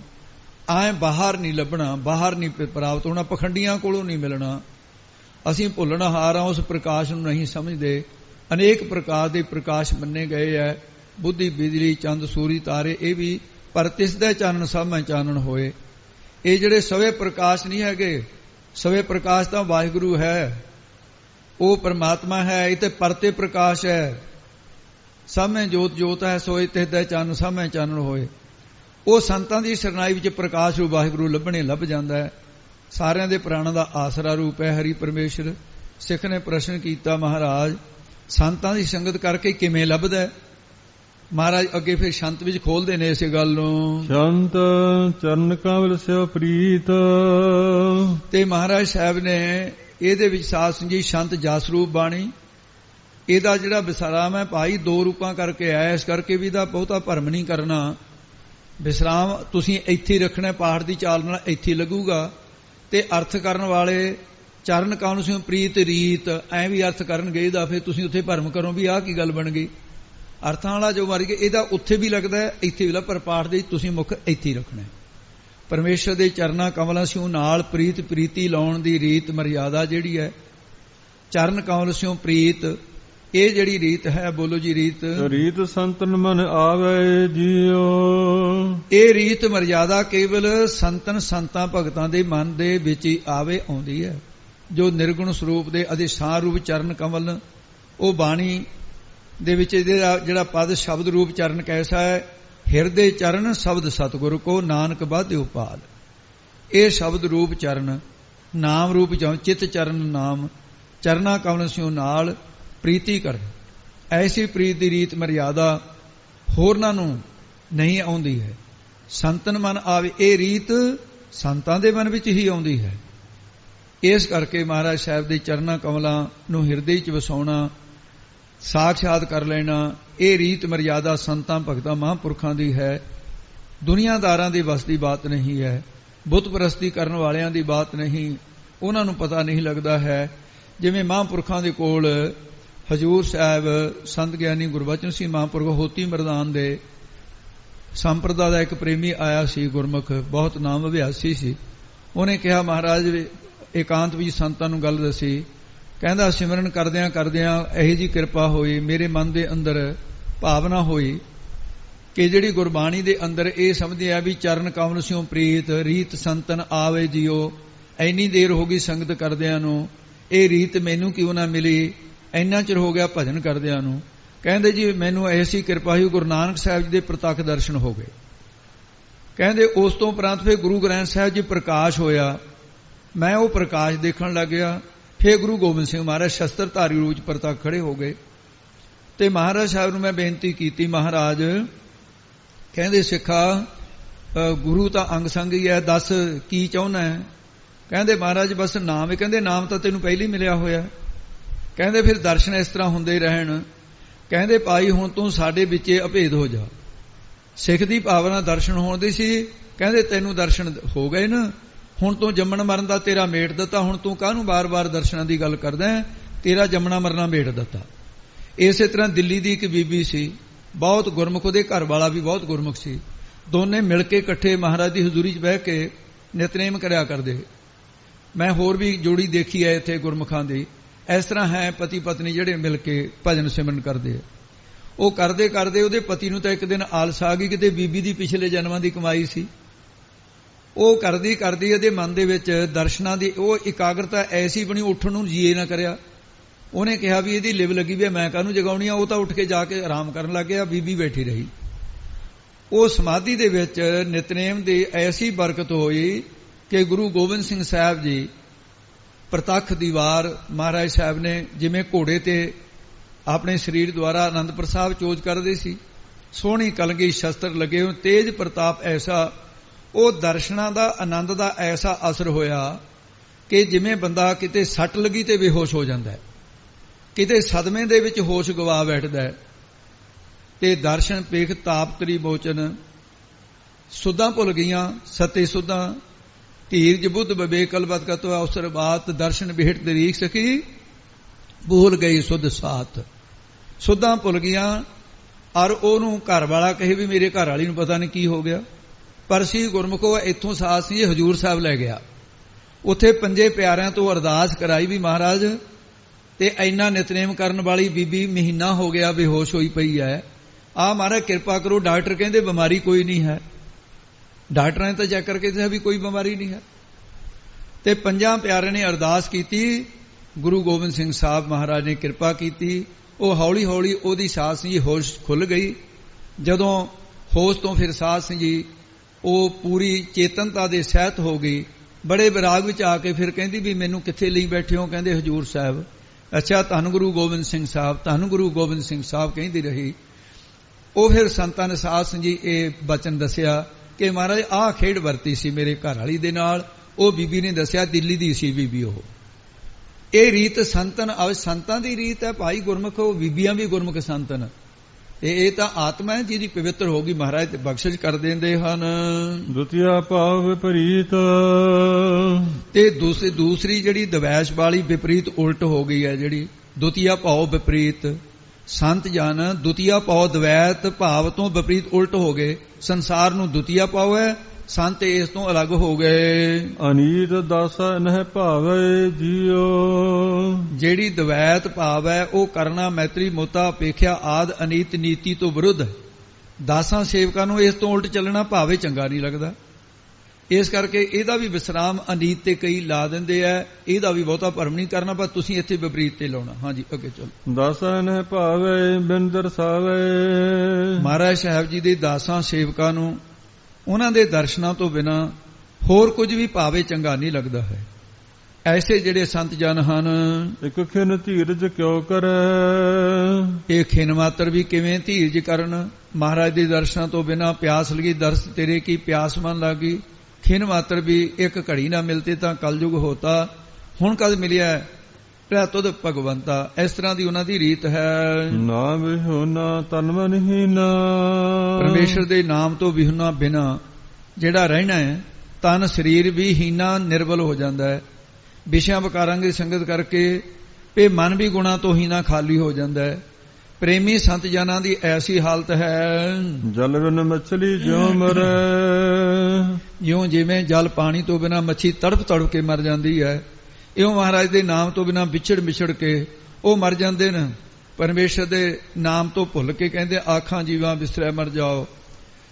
ਪਾਰਸ ਭਾਵ ਇੱਕ ਗ੍ਰੰਥ ਹੈ ਸਾਧ ਜੀ, ਉਹਦੇ 'ਚ ਬੜੇ ਬਚਨ ਆਉਂਦੇ ਆ ਵੀ ਇੱਕ ਸੰਤਾਂ ਦਾ ਬਚਨ ਆਉਂਦਾ ਹੈ ਕਿ ਉਹਨੂੰ ਕੋਈ ਮਿਲਣ ਵਾਸਤੇ ਆਇਆ, ਕਹਿੰਦੇ ਸੁਣਾਓ ਸੰਤ ਜੀ ਕਿਸ ਤਰ੍ਹਾਂ ਹੈ ਦੂਸਰੇ ਮਹਾਤਮਾ। ਉਹ ਕਹਿੰਦਾ ਜੀ ਕੀ ਦੱਸਾਂ ਮੈਂ, ਕਹਿੰਦਾ ਅੱਜ ਜਦੋਂ ਦਿਨ ਚੜਿਆ ਪਹਿਲੇ ਪਹਿਰ ਕਹਿੰਦਾ ਮੈਂ ਬੇਹੋਸ਼ ਹੀ ਹੋ ਗਿਆ। ਉਹਨੇ ਕਿਹਾ ਪਤਾ ਨਹੀਂ ਕਿਸ ਤਰ੍ਹਾਂ ਵੀ, ਕਹਿੰਦੇ ਦੂਜਾ ਪਹਿਰ ਹੋ ਗਿਆ ਕਹਿੰਦਾ ਮੈਂ ਮਰ ਹੀ ਗਿਆ। ਜਦੋਂ ਤੀਜਾ ਪਹਿਰ ਹੋਏਗਾ ਕਹਿੰਦਾ ਮੈਨੂੰ ਫੂਕ ਦਿੱਤਾ, ਫਿਰ ਮੇਰੀ ਸਵਾਹ ਹੀ ਹੋ ਗਈ, ਬਰਮ ਭੋਜ ਦੁਸਹਿਰਾ ਵੀ ਕਰਤਾ ਮੇਰਾ। ਉਹ ਦੇਖੇ ਮੂੰਹ ਕੰਨੀ ਵੀ ਬੰਦਾ ਜਿਉਂਦਾ ਬੈਠਾ, ਇਹ ਕਹਿੰਦਾ ਮੇਰਾ ਦੁਸਹਿਰਾ ਵੀ ਹੋ ਗਿਆ। ਕਹਿੰਦੇ ਸੰਤ ਜੀ ਕਹਿੰਦੇ ਫਿਰ ਉਹ ਕਹਿੰਦਾ ਹੁਣ ਮੈਂ ਚੌਥੇ ਪਹਿਰ ਜਿਉਂਦਾ ਹੋ ਗਿਆ, ਹੁਣ ਤੇਰੇ ਨਾਲ ਗੱਲਾਂ ਕਰਦਾ, ਹੁਣ ਮੈਂ ਜਿਉਂਦਾ। ਉਹ ਕਹਿੰਦਾ ਜੀ ਇਹ ਮੈਨੂੰ ਨਹੀਂ ਸਮਝ ਆਈ ਤੇਰੀ ਗੱਲ, ਤੁਸੀਂ ਕੀ ਕਹਿੰਦੇ ਹੋ। ਉਹ ਕਹਿੰਦਾ ਭਾਈ ਗੱਲ ਇਹ ਹੈ ਵੀ ਪਹਿਲੇ ਪਹਿਰ ਇੱਕ ਬੰਦਾ ਇਹੋ ਜਿਹਾ ਮਿਲ ਗਿਆ, ਉਹਨੇ ਮੈਨੂੰ ਰੱਬ ਵੱਲੋਂ ਮੇਰੀ ਹੋਸ਼ ਉਡਾ ਕੇ ਰੱਖ ਦਿੱਤੀ, ਕਹਿੰਦਾ ਆਪਣੀ ਗੱਲੀ ਲਾ ਲਿਆ ਮੈਨੂੰ, ਕਹਿੰਦਾ ਫਿਰ ਮੈਂ ਬੇਹੋਸ਼ ਹੋ ਗਿਆ। ਕਹਿੰਦਾ ਉਹ ਚਲਿਆ ਇਹ ਕਿ ਦੂਜਾ ਆ ਗਿਆ, ਉਹ ਉਦੋਂ ਵੀ ਤਾਂ ਕਹਿੰਦਾ ਉਹਨੇ ਮੈਨੂੰ ਰੱਬ ਦੇ ਨਾਮ ਵੱਲੋਂ ਮਾਰ ਹੀ ਦਿੱਤਾ, ਕਹਿੰਦਾ ਮੈਂ ਮਰੀ ਗਿਆ ਉਧਰੋਂ, ਪਹਿਲਾਂ ਤਾਂ ਬੇਹੋਸ਼ ਹੀ ਹੋਇਆ ਸੀ, ਉਹਦੇ ਵਿੱਚ ਤਾਂ ਥੋੜਾ ਥੋੜਾ ਨਾਮ ਚੱਲਦਾ ਰਿਹਾ, ਬੇਹੋਸ਼ ਹੀ ਹੋ ਗਿਆ ਕਹਿੰਦਾ ਮੈਂ, ਉਹਦੇ ਵਿੱਚ ਬੇਹੋਸ਼ ਹੋਇਆ ਸੀ, ਕਹਿੰਦਾ ਇਹਦੇ 'ਚ ਫਿਰ ਮਰ ਹੀ ਗਿਆ। ਕਹਿੰਦਾ ਤੀਸਰਾ ਇੱਕ ਹੋਰ ਆ ਗਿਆ, ਕਹਿੰਦਾ ਐਸੀਆਂ ਵਿਸ਼ਿਆਂ ਦੀਆਂ ਗੱਲਾਂ ਕੀਤੀਆਂ ਮੇਰਾ ਮੇਰੀ ਸਵਾਹ ਹੀ ਕਰ ਗਿਆ, ਕਹਿੰਦਾ ਬਸ ਵਿਸ਼ਿਆਂ ਦੀ ਖੇ ਹੀ ਹੋ ਗਈ, ਕਹਿੰਦਾ ਮੇਰਾ ਮਨ ਵੀ ਕਹਿੰਦਾ ਵਿਸ਼ਿਆਂ ਕਰਨੀ ਨੂੰ ਝਾਕਣ ਲੱਗ ਪਿਆ। ਕਹਿੰਦਾ ਉਦੋਂ ਬਾਅਦ ਚੌਥੇ ਪਹਿਰ ਕਹਿੰਦਾ ਗੁਰਮੁਖ ਤੂੰ ਆਇਆ, ਤੇਰੇ ਨਾਲ ਗੱਲ ਕਰਕੇ ਕਹਿੰਦਾ ਮੈਂ ਦੁਬਾਰੇ ਜਿਉਂਦਾ ਹੋ ਗਿਆ, ਕਿ ਨਹੀਂ ਤਾਂ ਮਰ ਹੀ ਗਿਆ ਸੀ। ਕਹਿੰਦਾ ਇਹੋ ਜਿਹੇ ਲੋਕਾਂ ਤੋਂ ਬਚ ਕੇ ਰਹਿਣਾ ਚਾਹੀਦਾ ਜਿਹੜੇ ਮਾਰਦੇ ਫਿਰਦੇ ਆ, ਕਹਿੰਦਾ ਆਪ ਵੀ ਮਰ ਗਏ ਲੋਲਾਂ ਨੂੰ ਵੀ ਮਾਰਦੇ ਫਿਰਦੇ ਆ। ਇਹਦਾ ਭਾਵ ਸਾਧ ਸਿੰਘ ਜੀ ਅੰਤਰੀ ਭਾਵ ਦੇ ਉਹ ਕਹਿੰਦਾ ਜੀ ਮੈਨੂੰ ਖੋਲ ਕੇ ਦੱਸੋ।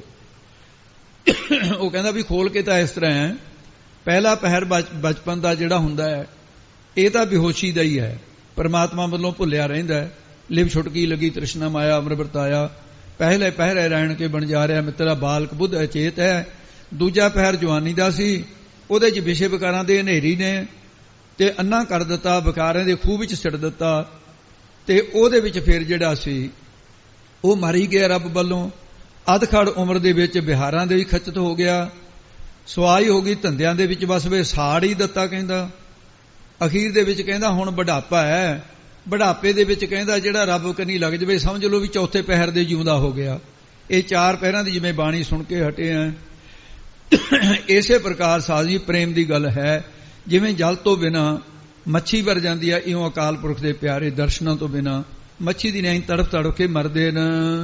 ਮੇਰੇ ਪਿਆਰੇ ਪ੍ਰਾਨ ਆਧਾਰੇ, ਮੇਰੇ ਪ੍ਰਾਣਾਂ ਦੇ ਆਧਾਰ ਆਸਰੇ ਪਿਆਰੇ ਅਕਾਲ ਪੁਰਖ ਵਾਹਿਗੁਰੂ ਜੀ, ਆਪ ਕਿਰਪਾ ਕਰਕੇ ਸਾਨੂੰ ਮਿਲਣਾ ਕਰੋ ਜੀ। ਗੁਣ ਸਾਧ ਸੰਗ ਮਿਲ ਗਾਵੇ, ਐਸੀ ਕਿਰਪਾ ਕਰੋ ਤੁਹਾਡੀ ਸਾਧ ਸੰਗ ਮਿਲ ਕੇ ਸ਼ੁਭ ਗੁਣ ਜਿਹੜੇ ਤੁਹਾਡੇ ਸਤ ਸੰਤੋਖ ਦਇਆ ਧਰਮ ਗਾਵੀ ਗਾਉਣਾ ਕਰੀਏ ਜੀ। ਨਾਨਕ ਕੇ ਸੁਆਮੀ ਤਾਰ ਅਨੁਗ੍ਰਹ, ਗੁਰੂ ਸਾਹਿਬ ਜੀ ਕਥਨ ਕਰਦੇ ਨੇ ਸਾਡੇ ਜੋ ਜਨਾਂ ਦੇ ਆਸਰਾ ਰੂਪ ਸੁਆਮੀ ਮਾਲਕ ਅਕਾਲ ਪੁਰਖ ਪਰਮੇਸ਼ਰ ਸਾਡੇ ਉੱਤੇ ਅਨੁਗ੍ਰਹ ਕਿਰਪਾ ਦ੍ਰਿਸ਼ਟੀ ਕਰੋ ਜੀ।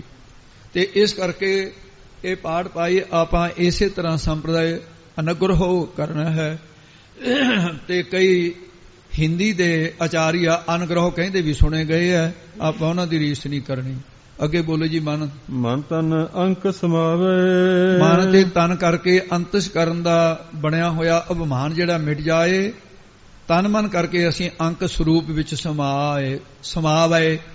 ਭਾਵ ਕੀ ਹੈ? ਸਮਾ ਜਾਈਏ, ਅਭੇਦ ਹੋ ਜਾਈਏ। ਗੁਰਮੁਖ ਰੋਮ ਰੋਮ ਹਰਿ ਧਿਆਵੈ। ਹਰ ਮਨ ਤਨ ਮਨ ਦੇ ਵਿੱਚ ਹੀ, ਹਰ ਮਹਿ ਤਨ ਹੈ, ਤਨ ਮਹਿ ਹਰ ਹੈ, ਸਰਬ ਨਿਰੰਤਰ ਸੋਏ ਰੇ। ਐਸਾ ਵਾਹਿਗੁਰੂ ਦਾ ਆਨੰਦ ਬਣ ਜਾਵੇ।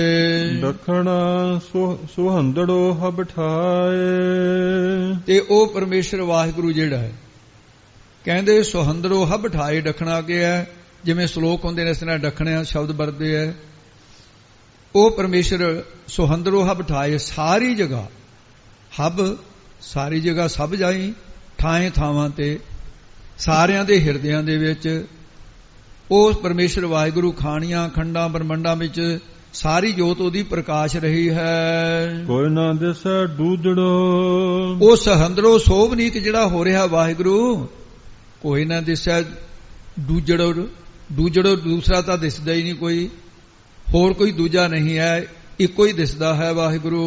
ਖੁੱਲੜੇ ਕਪਾਟ, ਤੇ ਉਹਨਾਂ ਦੇ ਆਸ ਅੰਦੇਸ਼ਾ ਦੇ ਜਿਹੜੇ ਆਸ ਅੰਦੇਸ਼ਾ ਦੇ ਦਰਵਾਜ਼ੇ, ਇਹ ਕਪਾਟ ਸੀ ਜਿਹੜੇ, ਇਹ ਦਰਵਾਜ਼ੇ ਸੀ, ਇਹ ਖੁੱਲ ਗਏ, ਇਹ ਬੰਦ ਸੀ ਕਪਾਟ ਦੋਨੇ ਜਿਹੜੇ ਸੀ। ਨਾਨਕ ਸਤਿਗੁਰ ਭੇਟ ਤੇ, ਪਰ ਕਦੋਂ ਜਦੋਂ ਸਤਿਗੁਰੂ ਗੁਰੂ ਨਾਨਕ ਸਾਹਿਬ ਮਿਲੇ, 5 ਕੋਸ਼ਾਂ ਦੇ ਤਖਤੇ ਜਿਹੜੇ ਸੀ ਉਹ ਫਿਰ ਖੁੱਲ ਗਏ ਹਨ।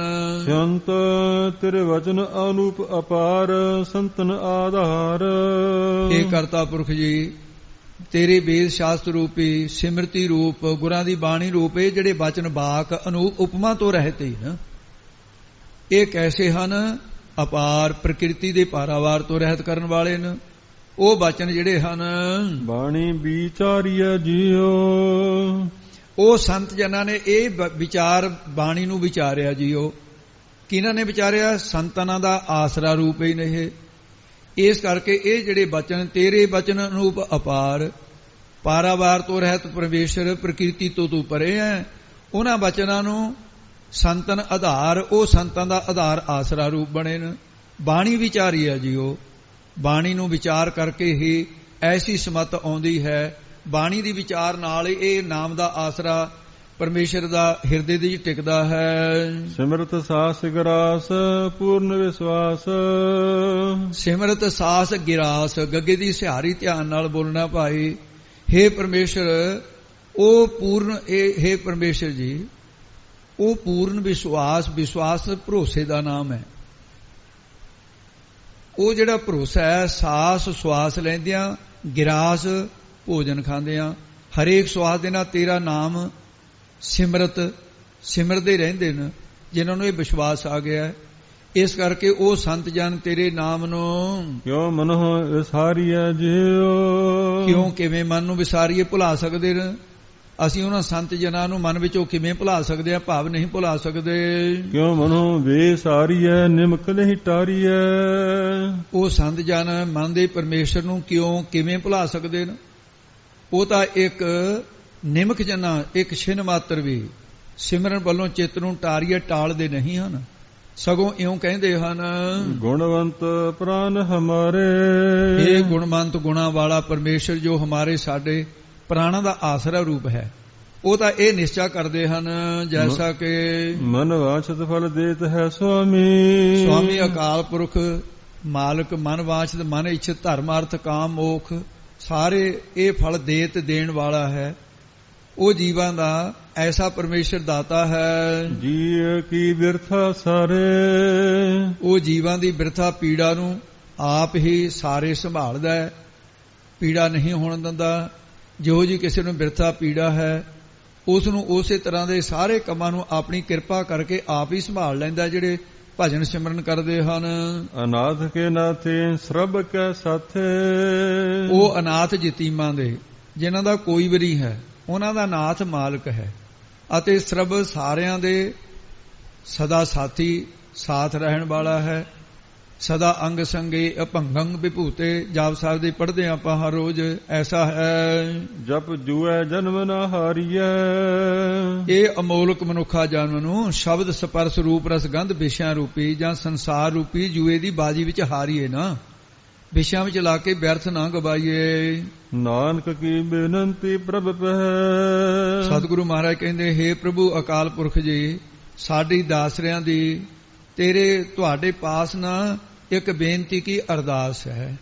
ਇਹ ਮਹਾਰਾਜ ਸਾਡੀ ਅਰਦਾਸ ਸੁਣ ਲੋ। ਕਿਰਪਾ ਕਰ ਭਵਜਲ ਤਾਰੀਐ, ਆਪ ਕਿਰਪਾ ਕਰਕੇ ਆਪਣੇ ਪਿਆਰਿਆਂ ਨੂੰ ਭਵਜਲ ਭੈਦਾਇਕ ਸੰਸਾਰ ਸਮੁੰਦਰ ਤੋਂ ਤਾਰੀਏ, ਤਾਰਨਾ ਕਰੋ ਜੀ। ਮੈਂ ਤਾਣ ਦੀਵਾਨ ਤੂੰ ਹੈ ਮੇਰੇ ਸੁਆਮੀ, ਮੈਂ ਤੁਧ ਆਗੇ ਅਰਦਾਸ, ਮੈਂ ਹੋਰ ਥਾਉ ਨਾਹੀ ਜਿਸ ਪੈ ਕਰੋ ਬੇਨੰਤੀ। ਮੇਰਾ ਦੁੱਖ ਸੁਖ ਤੁਝ ਹੀ ਪਾਸੇ, ਮੇਰਾ ਦੁੱਖ ਸੇ ਤੁਹਾਡੇ ਕੋਲ ਹੀ ਹੈ ਮਹਾਰਾਜ। ਇਹ ਅੱਜ ਦਾ ਨਿਤਨੇਮ ਆਪਾਂ ਇੱਥੇ ਹੀ ਸਮਾਪਤੀ ਭਾਈ ਕਰ ਦਈਏ। ਫਿਰ ਅੱਗੇ ਜਿਆਦਾ ਸ਼ਬਦ ਫਿਰ ਉਹ ਲੰਮਾ ਹੋ ਜਾਊਗਾ। ਪਿੱਛੇ ਅੱਜ ਸਿਧਾਂਤ ਜਿਹੜਾ ਸੀ ਉਹ ਗੂੜਾ ਸੀ, ਇਸ ਕਰਕੇ ਫਿਰ ਉਨਾ ਕੁ ਭਾਰ ਜਿੰਨਾ ਕੁ ਗੱਡੀਆਂ ਚੱਕ ਸਕਦੀਆਂ ਨੇ ਉਨਾ ਕੀ ਪਾਈਏ। ਅੰਤਸ਼ਕਰਨ ਦੇ ਗੱਡੇ ਜਿਹੜੇ ਨੇ ਉਹ ਗੱਡੇ ਨਹੀਂ ਹੈ, ਆਪਣੀਆਂ ਤਾਂ ਗੱਡੀਆਂ ਨੇ ਛੋਟੀਆਂ ਛੋਟੀਆਂ। ਅੱਜ ਭਾਰ ਥੋੜਾ ਜਿਹਾ ਜ਼ਿਆਦਾ ਸੀ। ਪੰਜਾਂ ਜਿਹੜਾ ਸਾਧ ਸੰਜੀ ਭਰਮ ਦੀ ਜਿਹੜੀ ਨਿਵਰਤੀ ਦੇ ਉਹ ਵੀ 5 ਦ੍ਰਿਸ਼ਟਾਂਤ, ਭਰਮ 5 ਪ੍ਰਕਾਰ ਦਾ, ਸੰਸੇ 3 ਪ੍ਰਕਾਰ ਦੇ, ਨਿਵਰਤੀ ਉਹਨਾਂ ਦੀ ਕਿਵੇਂ ਹੈ। ਅੱਜ ਤੱਕ ਕਾਫੀ ਕੁਝ ਸੀ ਇਹ ਪਦਾਰਥ ਸੰਭਾਲਣ ਵਾਲਾ ਹੈ। ਗੁਰੂ ਸਾਹਿਬ ਕਿਰਪਾ ਕਰਨ। ਆਓ ਕੱਲ ਨੂੰ ਸਤਿਗੁਰੂ ਮਹਾਰਾਜ ਸਾਹਿਬ ਜੀ ਇਹ ਜਿਹੜਾ ਡੱਖਣਾ ਧੂੜੀ ਮੱਜਨ ਸਾਧ ਕੇ ਸਾਈਂ ਥੀਏ ਕਿਰਪਾਲੇ ਕੱਲ ਨੂੰ ਆਏਗਾ ਸ਼ਬਦ। ਹੁਣ ਆਪਾਂ ਅੱਜ ਦੇ ਨਿਤਨੇਮ ਦੀ ਸਮਾਪਤੀ ਇੱਥੇ ਹੀ ਕਰ ਲਈਏ। ਗੁਰੂ ਗਰੀਬ ਨਵਾਜ਼ ਕਿਰਪਾ ਕਰੇ ਸਭ ਦੀ ਹਾਜ਼ਰੀ ਆਪਣੇ ਦਰ ਪਰਮੇਸ਼ਰ ਜੀ ਕਬੂਲ ਕਰਨ ਤੇ ਤੁਹਾਡੇ ਸਾਰਿਆਂ ਦੇ ਸਵਾਸ ਵਾਹਿਗੁਰੂ ਲੇਖੇ ਵਿੱਚ ਇਹ ਨਿਸ਼ਚੈ, ਇਹ ਉਮਰ ਲੇਖੇ ਵਿੱਚ ਪੈ ਗਈ ਜਿਹੜੀ ਹੁਣ ਇੱਥੇ ਬੈਠਿਆਂ ਪਈ ਹੈ। ਗੁਰੂ ਕਿਰਪਾ ਕਰੇ ਦਰਗਾਹ ਤੇ ਰਿਸ਼ਤਾਂ 'ਚ ਬੋਲਣੀ ਹੈ ਇਹਨੂੰ ਕੋਈ ਮਿਟਾ ਨਹੀਂ ਸਕਦਾ ਹੈ। ਸ਼ੁਭ ਕਰਮ ਹੈ। ਆਓ ਇੱਥੇ ਸਮਾਪਤੀ ਭੁੱਲਾਂ ਚੁੱਕਾਂ ਦੀ ਸਤਿਗੁਰੂ ਖਿਮਾ ਕਰਨ ਜੀ। ਅਨਾਥ ਕੇ ਨਾਥੇ ਸਰਬ ਕੈ ਸਾਥੇ ਜਪ ਜੂਏ ਜਨਮ ਨਾ ਹਾਰੀਐ। ਨਾਨਕ ਕੀ ਬੇਨੰਤੀ ਪ੍ਰਭ ਪੈ ਕਿਰਪਾ ਕਰ ਭਵ ਜਲ ਤਾਰੀਐ। ਵਾਹਿਗੁਰੂ ਜੀ ਕਾ ਖਾਲਸਾ, ਵਾਹਿਗੁਰੂ ਜੀ ਕੀ ਫਤਿਹ।